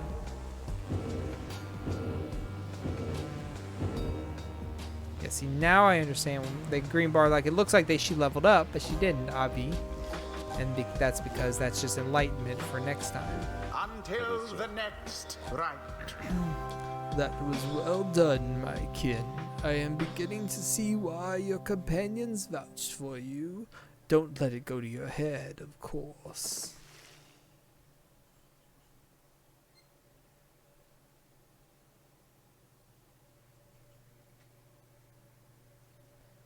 A to pass the orb. I was using B to throw it.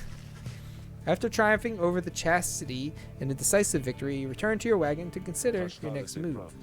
An adequate performance back there. Adequate? Yes, adequate. For the next part of our plan, go, have your reader there consult the stars. See where they take you next. I'll give you a hint. It's further north. It's going to be high up. Did this knight just hear you say, high up? And it's going to be cold. We'll see. Come on, my friend. Let's have a look outside then. That plan Volfred mentioned. I just want you to know. I don't know what he means. We're here because we're going to be free again. We won't be living out our days as exiles. That's the only plan as far as I'm concerned. But there's always a catch, right? We'll see what Volfred has to say. Anyway, I'll leave you to it. No matter what, we're getting closer, thanks to you. Once more, you look toward the heavens. So, we started way down here. Still don't know what these black stars are for. So we have done 1, 2, 3, 4, 5, 6. Ooh, big one. 7. Soliam, the golden star. The golden star shines bright over the highest mountain in all the downside.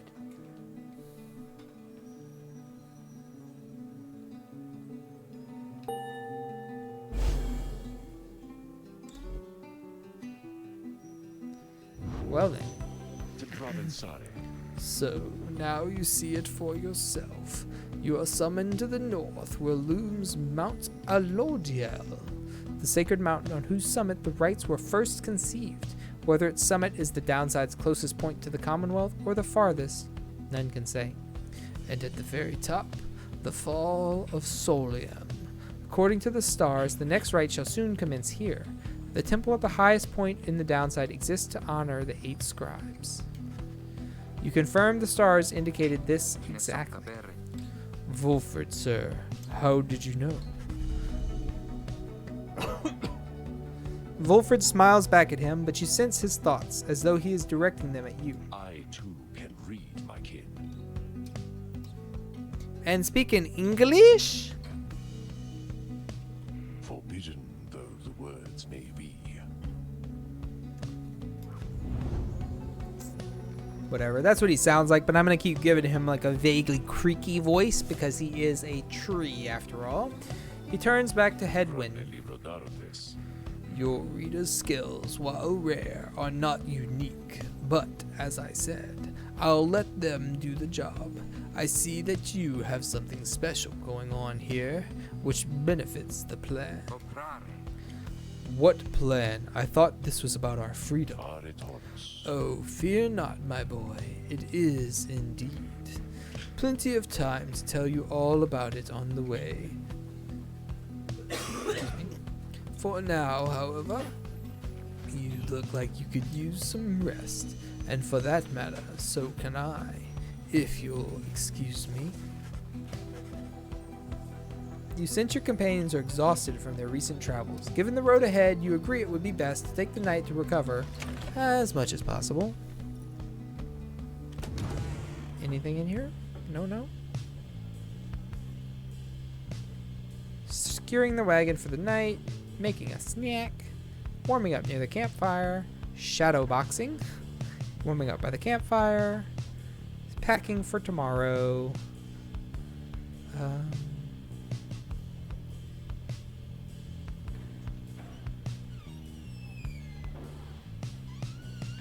Washing up. Continue your story. At dawn, Volfred is already up. He reveals to you a pathway through the woods into the cold lands to the north, beyond which lies your next destination. Sklorian Shore. You have not yet been to this region of the downside. Volfred revealed this to be the one path through the woods into the north. Okay.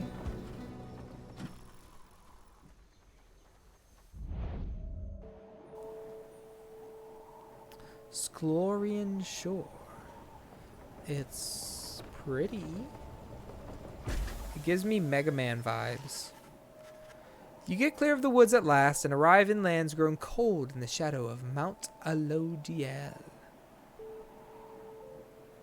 You will have to make it all the way to the top. In a moment of respite, Volfred calls everyone together to discuss matters pertaining to the rites and the plan to which he alluded. You banded together with a common faith that freedom from the downside is not impossible. Am I correct? But let me ask you something. What does freedom even mean to you? He looks in your direction as he asks, defying you to answer. You cannot sense his own thoughts on the subject and only know the truth of how you feel. What does freedom mean to you? Doing what you want. Freedom means being able to make decisions on your own terms. Achieving inner peace. Freedom means having a clear conscience and a carefree heart. Having no master. Freedom means answering to no one's will other than your own. Going where you please. Freedom means being able to go where your heart yearns without restriction and without fear. To feel true love.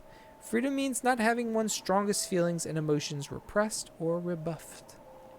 Living without fear. Freedom means living life without concern for others' judgment or approval. Nothing at all. Freedom is just another empty goal to chase, so to give one's life a false sense of meaning. Remain silent. Freedom means not being forced into responding to such questions. I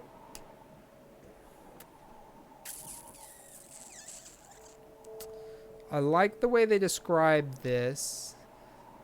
Meh. Whatever. Having no master is realistically impossible. Like, even if you were independently wealthy, whether you made money, inherited money, won money, you still have societal masters, if not necessarily a boss or anyone directing your finances or what have you. So, not really even possible, even aspirationally not possible. Going where you please is nice. That would be cool.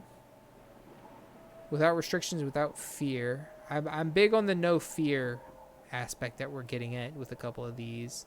Because I believe living in fear or like constant stress or worry is about as pointless a endeavor as you can have. Because if you can't change it or affect it in any way, then there's no reason to worry about it. I understand that that's hard for some people and even impossible for some people. But, like, I have my stresses, of course, everybody does.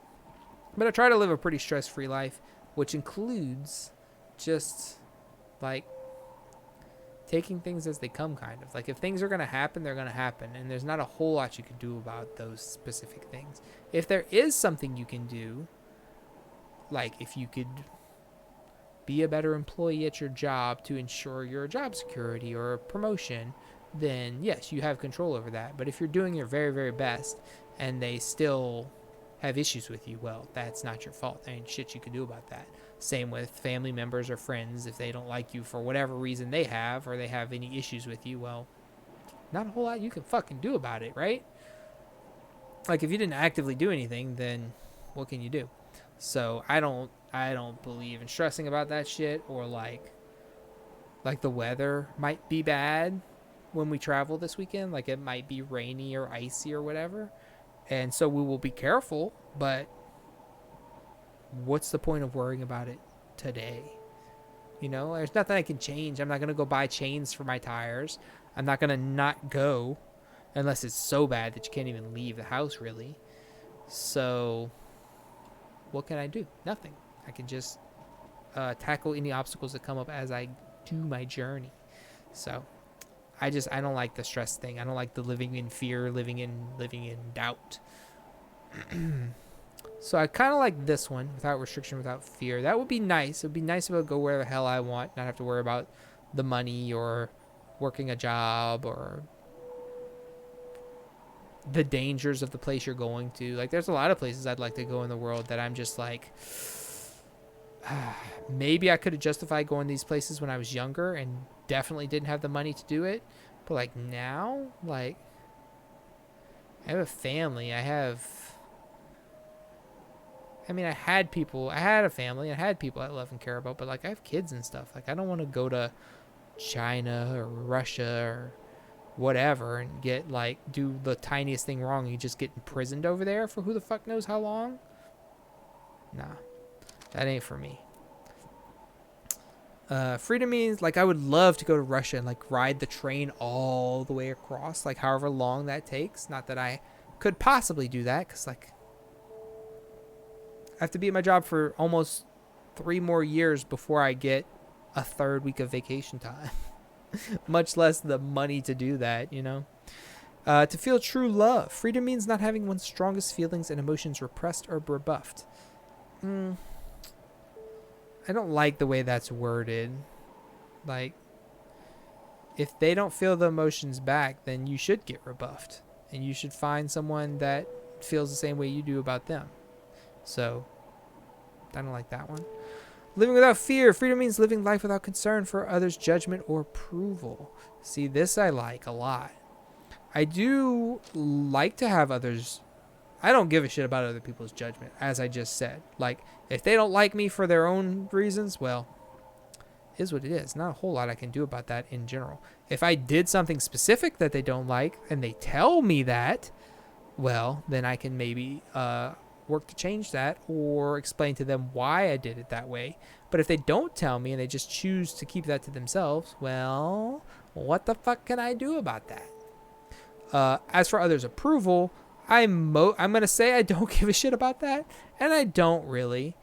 But like, I'm streaming on Twitch. I want people to like me and come watch me and hang out with me and you know, chat with me. Not chat. You don't have to chat if you're just here and you're just vibing along or going to sleep or whatever. I love that. I love the lurkers. I love people chatting with me too. I want to tell stories and talk about the stuff I'm interested in, listen to things you're interested in, what games you've been playing, what games you're excited for, that sort of thing. But as far as like needing to do something so that other people will like me, I can't really see myself doing that. I say that. I'm already like fiddling around with my schedule for next year of the games I'm going to be playing and when to try and make it more generally attractive to people who pop around on Twitch in hopes that I can trick people to come see me for games that they like Hollow Knight and Dark Souls and Hades, and then once they're here, convince them to stay by being me and being someone that they like to hang out with. But in general, honk. Thank you for the honk. In general, it's like whatever. Hello, Captain Collateral Damage. How are you doing? How's your evening? What's going on with you? Or your day, your morning? I don't know where you are. How's your time zone treating you? So living without fear is good. Nothing at all. That's also true. That's like, I want freedom.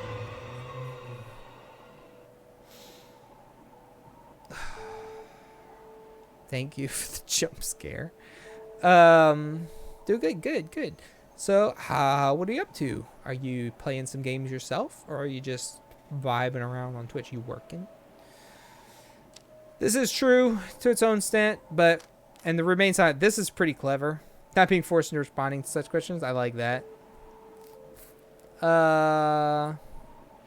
But that's not how I am. I'm a over-explainer, as we have just covered as we talk through all these options.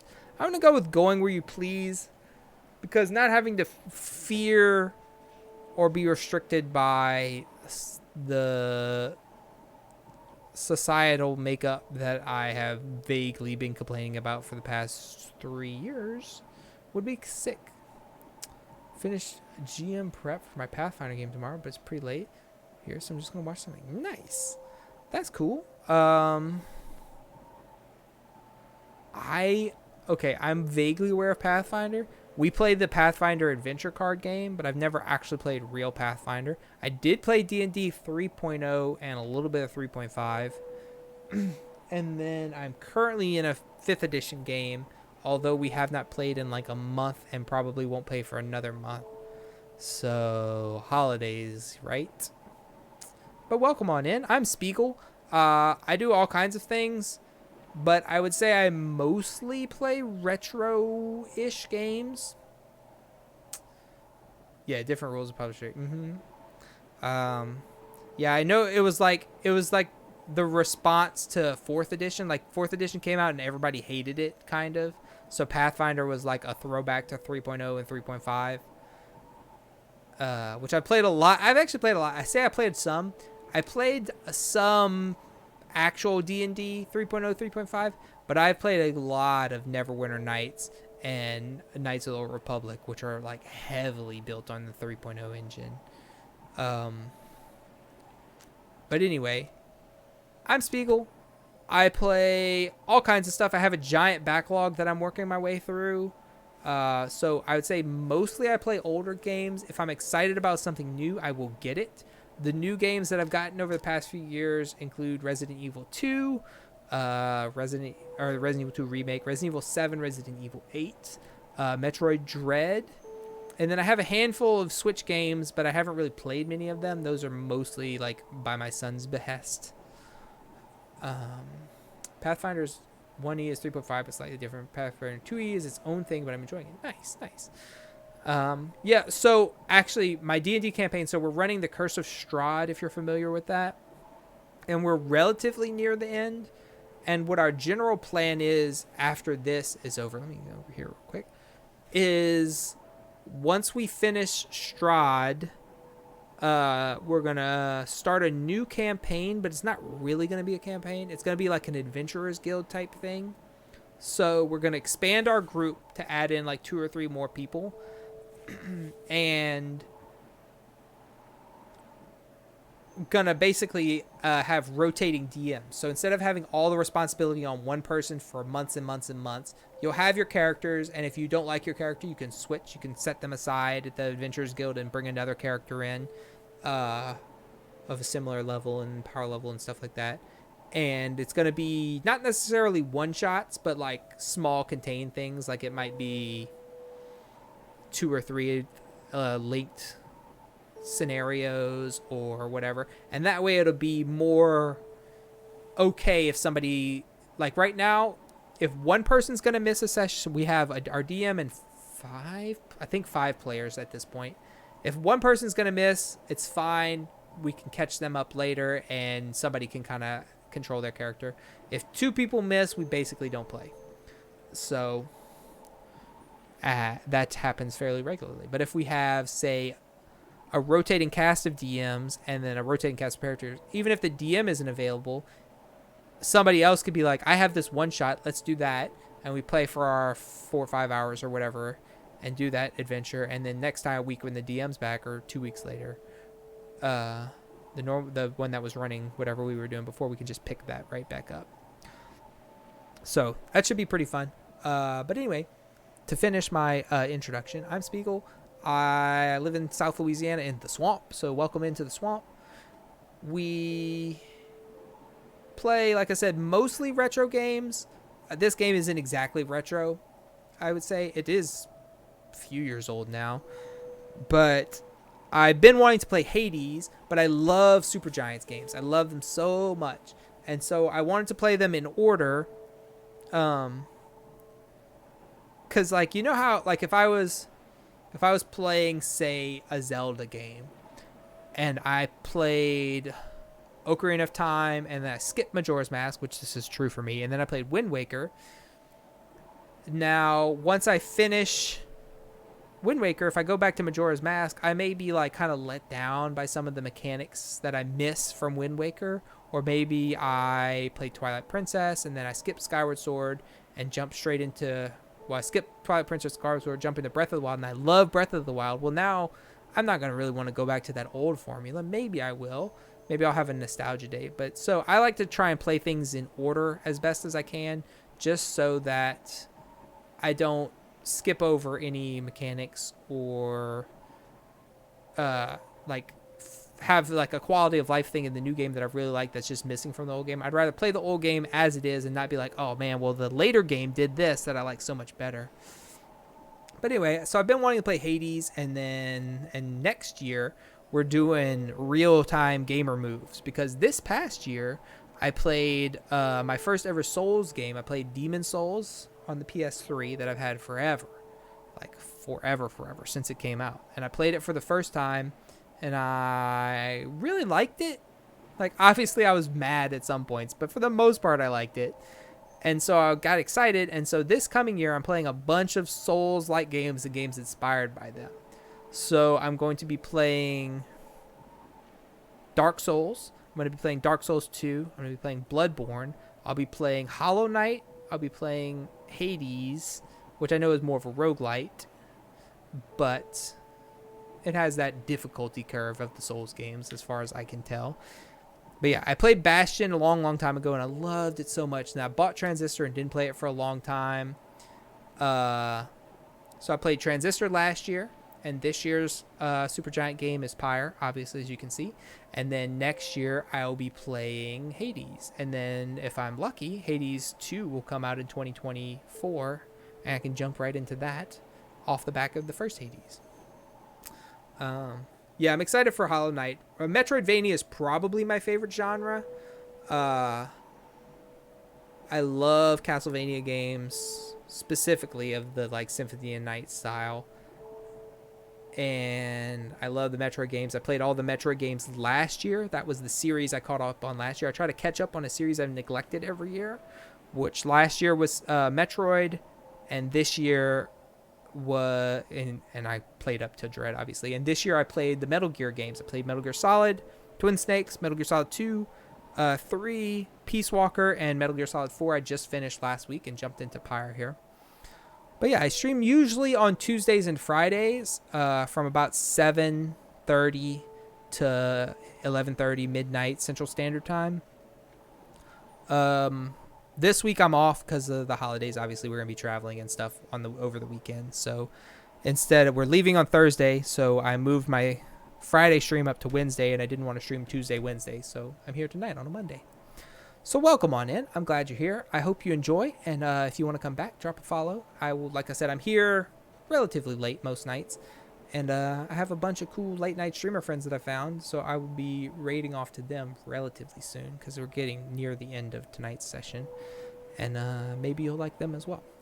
But welcome in, and thank you for stopping by. I'm glad you like Pyre. I'm liking it a lot so far.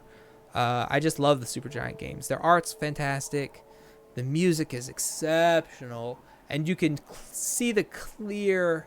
Like, I've never played Hades, and I've avoided it pretty well. Like, I've seen people play it here and there, but I've never actually... Like, as soon as people start talking, I mute the stream or whatever.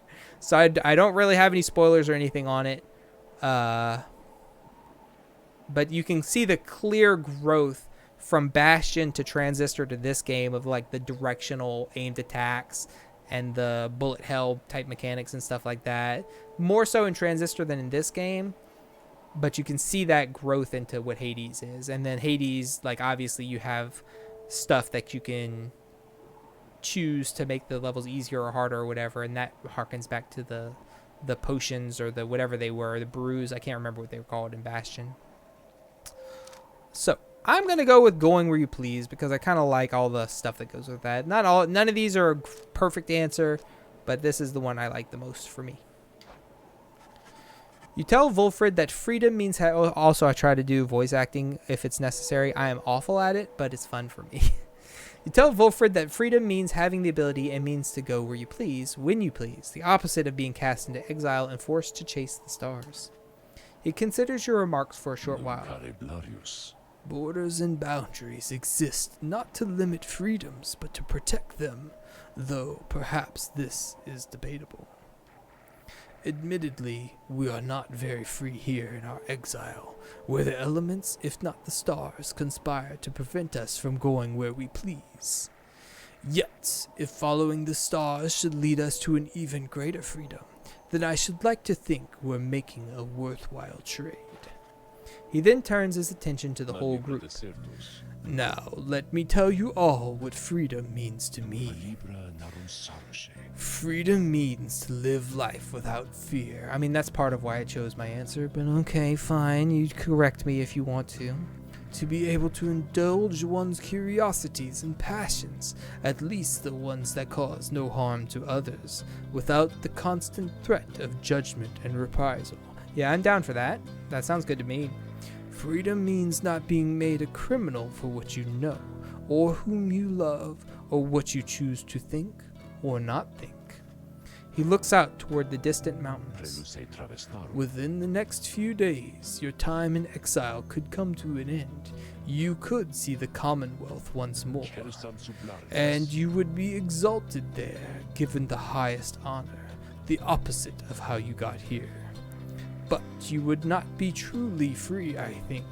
At the least, you would become complicit to an ancient system that would disdain to cast down others such as you. It is a system whose well-intentioned founding principles have been long lost. And the 8 scribes, if they are out there still, have made quite clear they shall not intervene firsthand.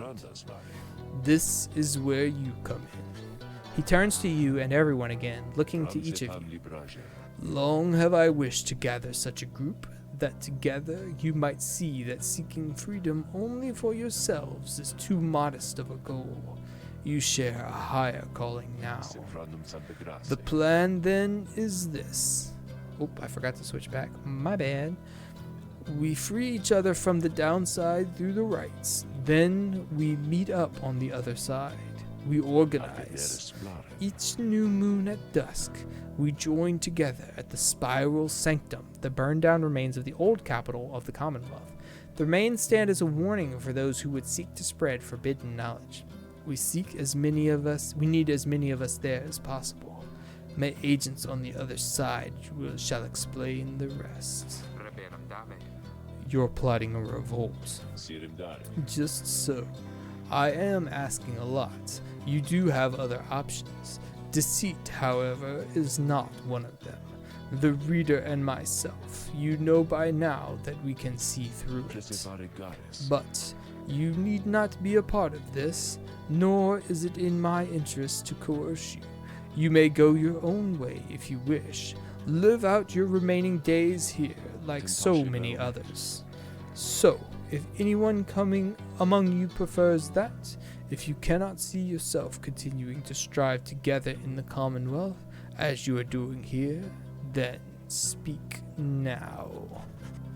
Volfred pauses for a time, examining each member of the group. No one stirs.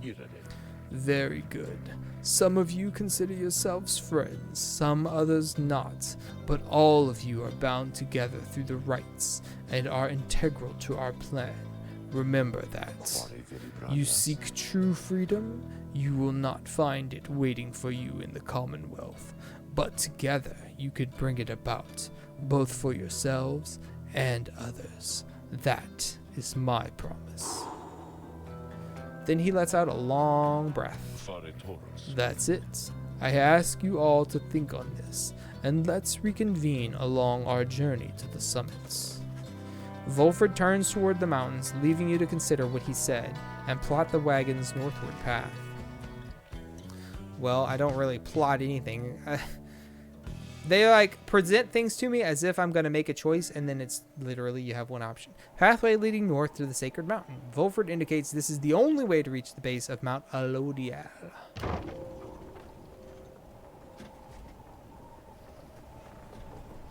Yeah.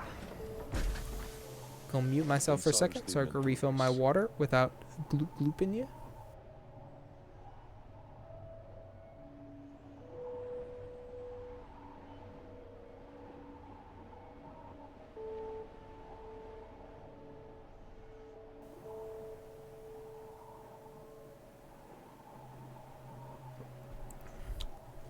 Beyond lies Mount Alodiel. I suggest we make camp here at the base of the mountain, for we shall need our spirits and our strength to make the ascent. Okie doke. The Beyonder Crystal seeks Hedwyn. Sick. Oh, hello.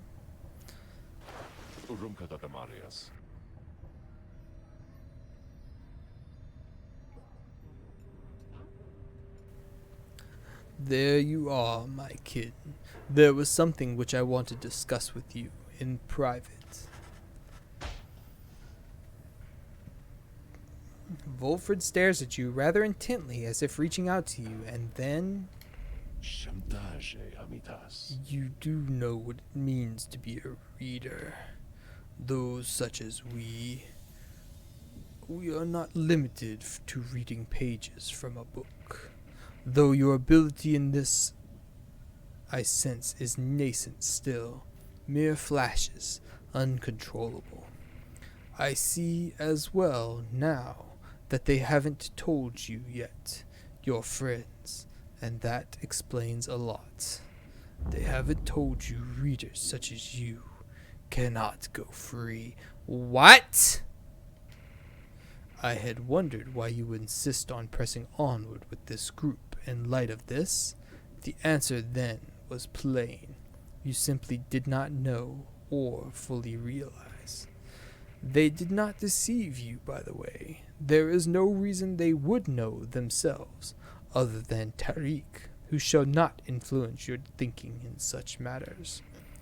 Rather, I had expected, when at first we met, that you already knew the truth of this from having read the passage in the Book of Rites, which states it plain.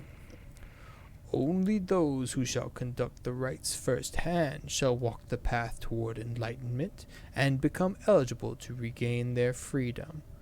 Does it say that? I don't remember it saying that. Perhaps you have not gotten to that part just yet. Volfred breaks free from you and looks at you again. Then he speaks to you as normal. It is plain that you are not in adequate condition to conduct the rites, and this group values you as a reader. I wish only to ensure you understand what you are getting into here. Despite whatever hopes and dreams and promises might have been shared, I do not think the rites can help you to return, if that is what you had in mind. So, once again, I invite you to depart, and I will see to it that you are compensated. Do not misunderstand. If it is your wish to remain, then you are welcome. But this journey we are on, it has no guarantees, not for you, nor any one of us. Do you understand? Volfred indicates that readers such as you cannot go free through the rites.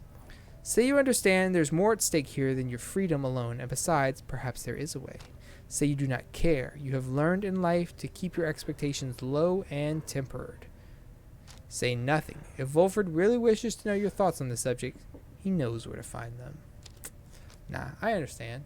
And maybe there is a way. You don't fucking know. Have you ever escaped and gone back to the Commonwealth? No. Have you ever seen anyone escape to go back to the Commonwealth? Probably not. So how do you know for sure? You don't.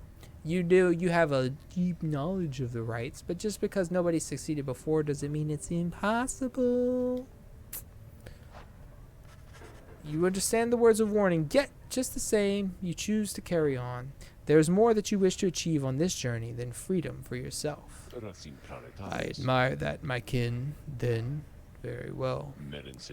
Know that we have much at stake here, in this anyway. Much more than just a shot at going back into that Commonwealth, which cast us down here to begin with. It sounds like you intend to stick around. Then we'll have lots more time to chat as we ascend the sacred mountain in the coming days. Until then. He strides out of the wagon then, leaving you with your thoughts. Does this say? Here. Forward. Formal understanding. Welcome undersigned by the 8 scribes. You, dear reader, are an exile of the downside, such as we, the 8 who wrote the Book of Rites.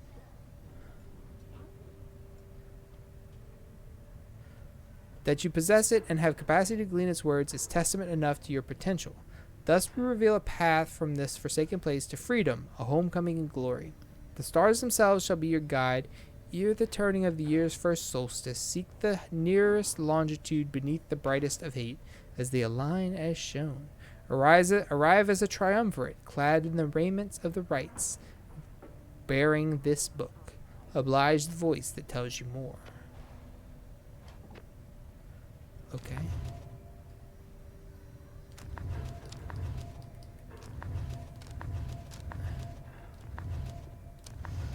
Down the river, the hunt for Myr, the demon. Yeah, okay, we read all that. So nothing new there. You called for me, lovely reader? Scribe trial!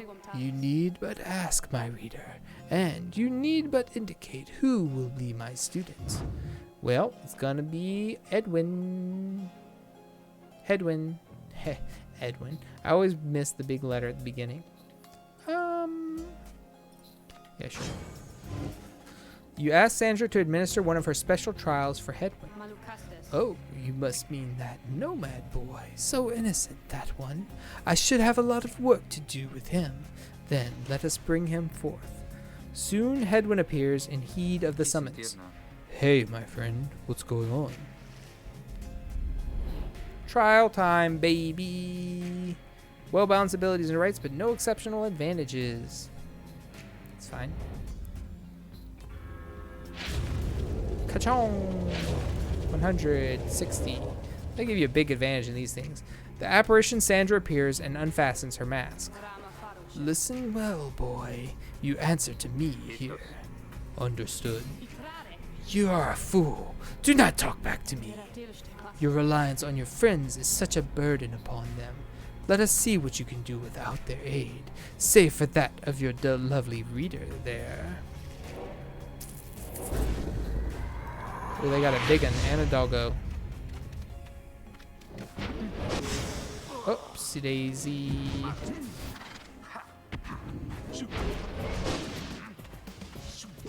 Ah!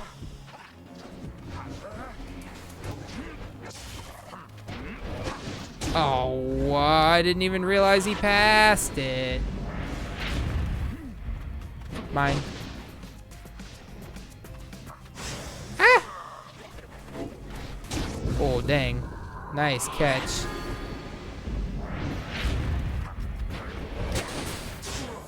Oh.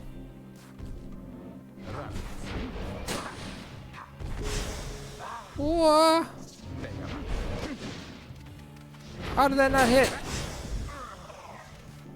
Uh-oh, uh-oh, uh-oh, uh-oh, uh-oh. Nope, nope. Be gone, doggo. This is for me. Oh! Ah! Hee hee hee hee.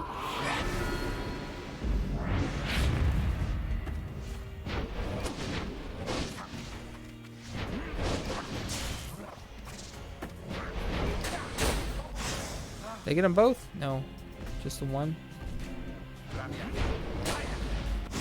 Oh, I walked into that? Come on. No, no, no, no, no.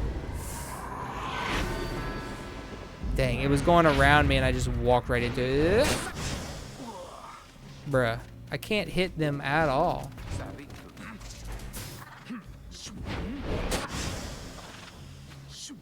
I'll take that. Yep.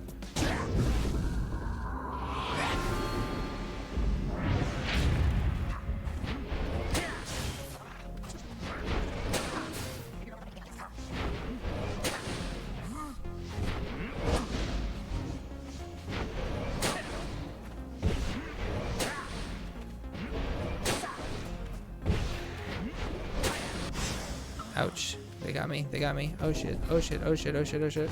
Get. No! Oh, we are in dire straits here. Nope. No! Come on.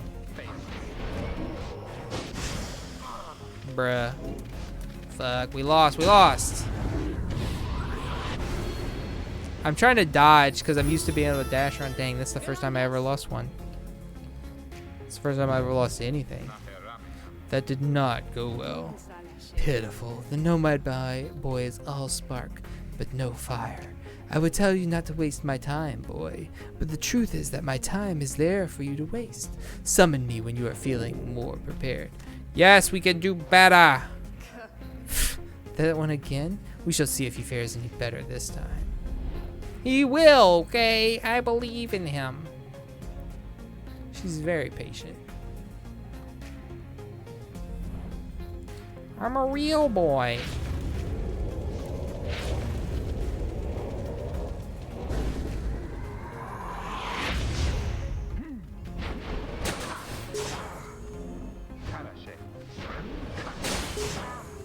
Oh my god. See ya. Ah!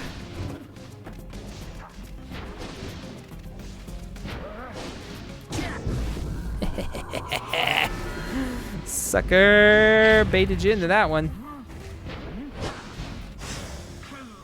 Bro, they get me from so far away I can't hit them for shit. No, I was there in time to get him, I think.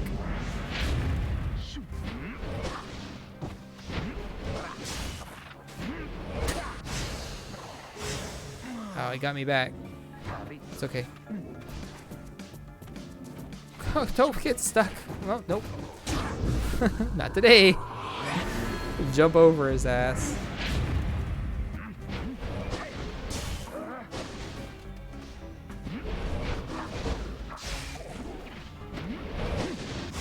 Ah, no.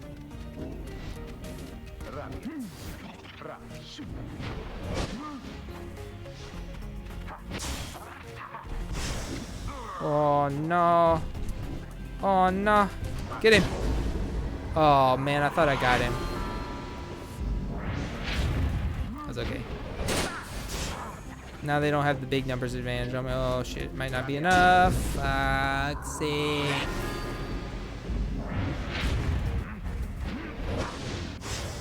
I just walk into that every time like an idiot, like an absolute buffoon. How does that not get him? I don't understand. He's fast, yes, but he's not that damn fast.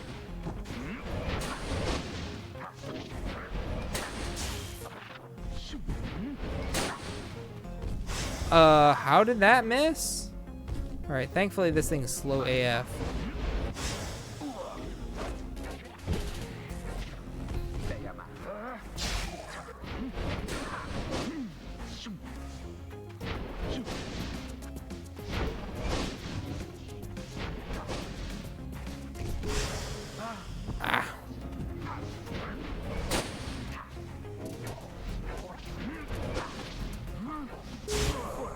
No. Yes. Get wrecked, nerds! Ha ha!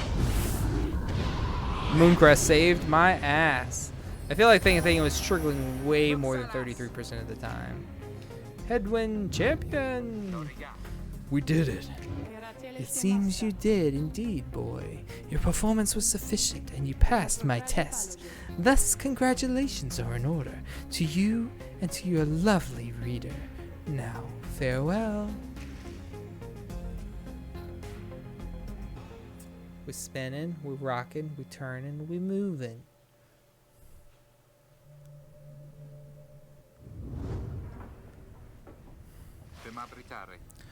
Good to be back after all that.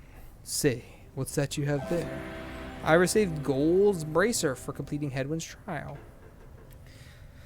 Rank 8 Legendary Talisman. Hedwyn power casts his aura with greater ease and gains infinite stamina on hit for 2 seconds. The power cast release B when you see a flash. To find their mark, Sandra and the Sisters of the Arch first had to circumvent his loyal man-at-arms. Sick.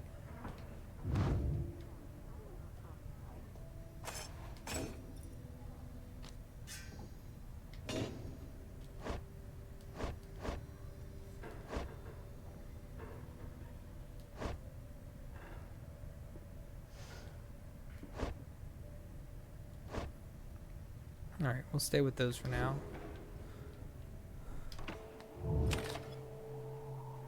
Save? No. Discuss the plan. Earlier, Volfred called for a group meeting, presumably to reveal his plan in more detail. Instead, he reveals some bad news. Wait, what are you saying? What I am saying, my boy, is that while you can indeed get yourself out of here, it can't be all of you at once. We earn our way back, one by one, or not at all. But I swore that we'd go free, together. We may go free together yet, but it's going to take time, and this is only the first phase. You, Hedwyn, and the others exchange glances. Let me make this plainer for you still. Here is how the coming days are going to unfold. First, we're going to ascend Mount Jodariel, there to the north. You may not think this wagon's fit for it, though rest assured it's made the journey many times. Next, we'll pass through Scribe's Gate. It's said that the sages themselves keep watch over Scribe's Gate. The judgment of the scribes determines who can cross and who is sent the fast way down. Only the worthy pass through there, as your reader could attest, if they did not merely skim that chapter of the book. My book's missing so many chapters. I don't know what to say. Afterwards, we'll reach the Fall of Soliam, one of the downside's celestial landmarks. Yes, and meet our adversaries in the Rites. They are to be the Tempers, a mighty triumvirate that has been the closest rival of the Nightwings, led by the demon Ignarius. He is the notorious demon leader of one of the most feared triumvirates in the Rites. You'll know him when you see him. Both you and they shall choose someone from your respective ranks. Then, once one of the triumvirates prevails, there somebody will be whisked home to the Commonwealth. Whisked home to the Commonwealth? Precisely. Once returned, our somebody is taken in and clothed and fully pardoned. The Commonwealth knows about all this? The same Commonwealth that says a sentence into exile is forever, and freedom from the downside is impossible. Many of these details the scribes themselves wish to be kept secret. Former exiles and the leaders of the Commonwealth alike have good incentive to protect those secrets well. So then, that's it? We climb the mountain, someone else goes back, and everyone else stays? For most of those participating in the rites, yes, that's it. But I like your connotation, and indeed, for us, that isn't it at all. If one of us returns, it shall be just a step along our path. However, let's let that sit for now. Gather your strength. We'll talk again on our way up. Volfred leaves the rest of you to consider what he said. You have time now for your vocations. At dawn, you shall begin your ascent of Mount Jodariel. Okay. It saved. That's what we were looking for. We'll choose a vocation next time. So, thank you everyone who came out so much for coming and hanging out with me tonight. I appreciate you all with the chats and the hanging outs and the follow. Hello, Captain Collateral Damage. Thank you so much for the follow. But again, thank you everybody who came along and hung out. I hope you had fun. I had a good time. See you next time.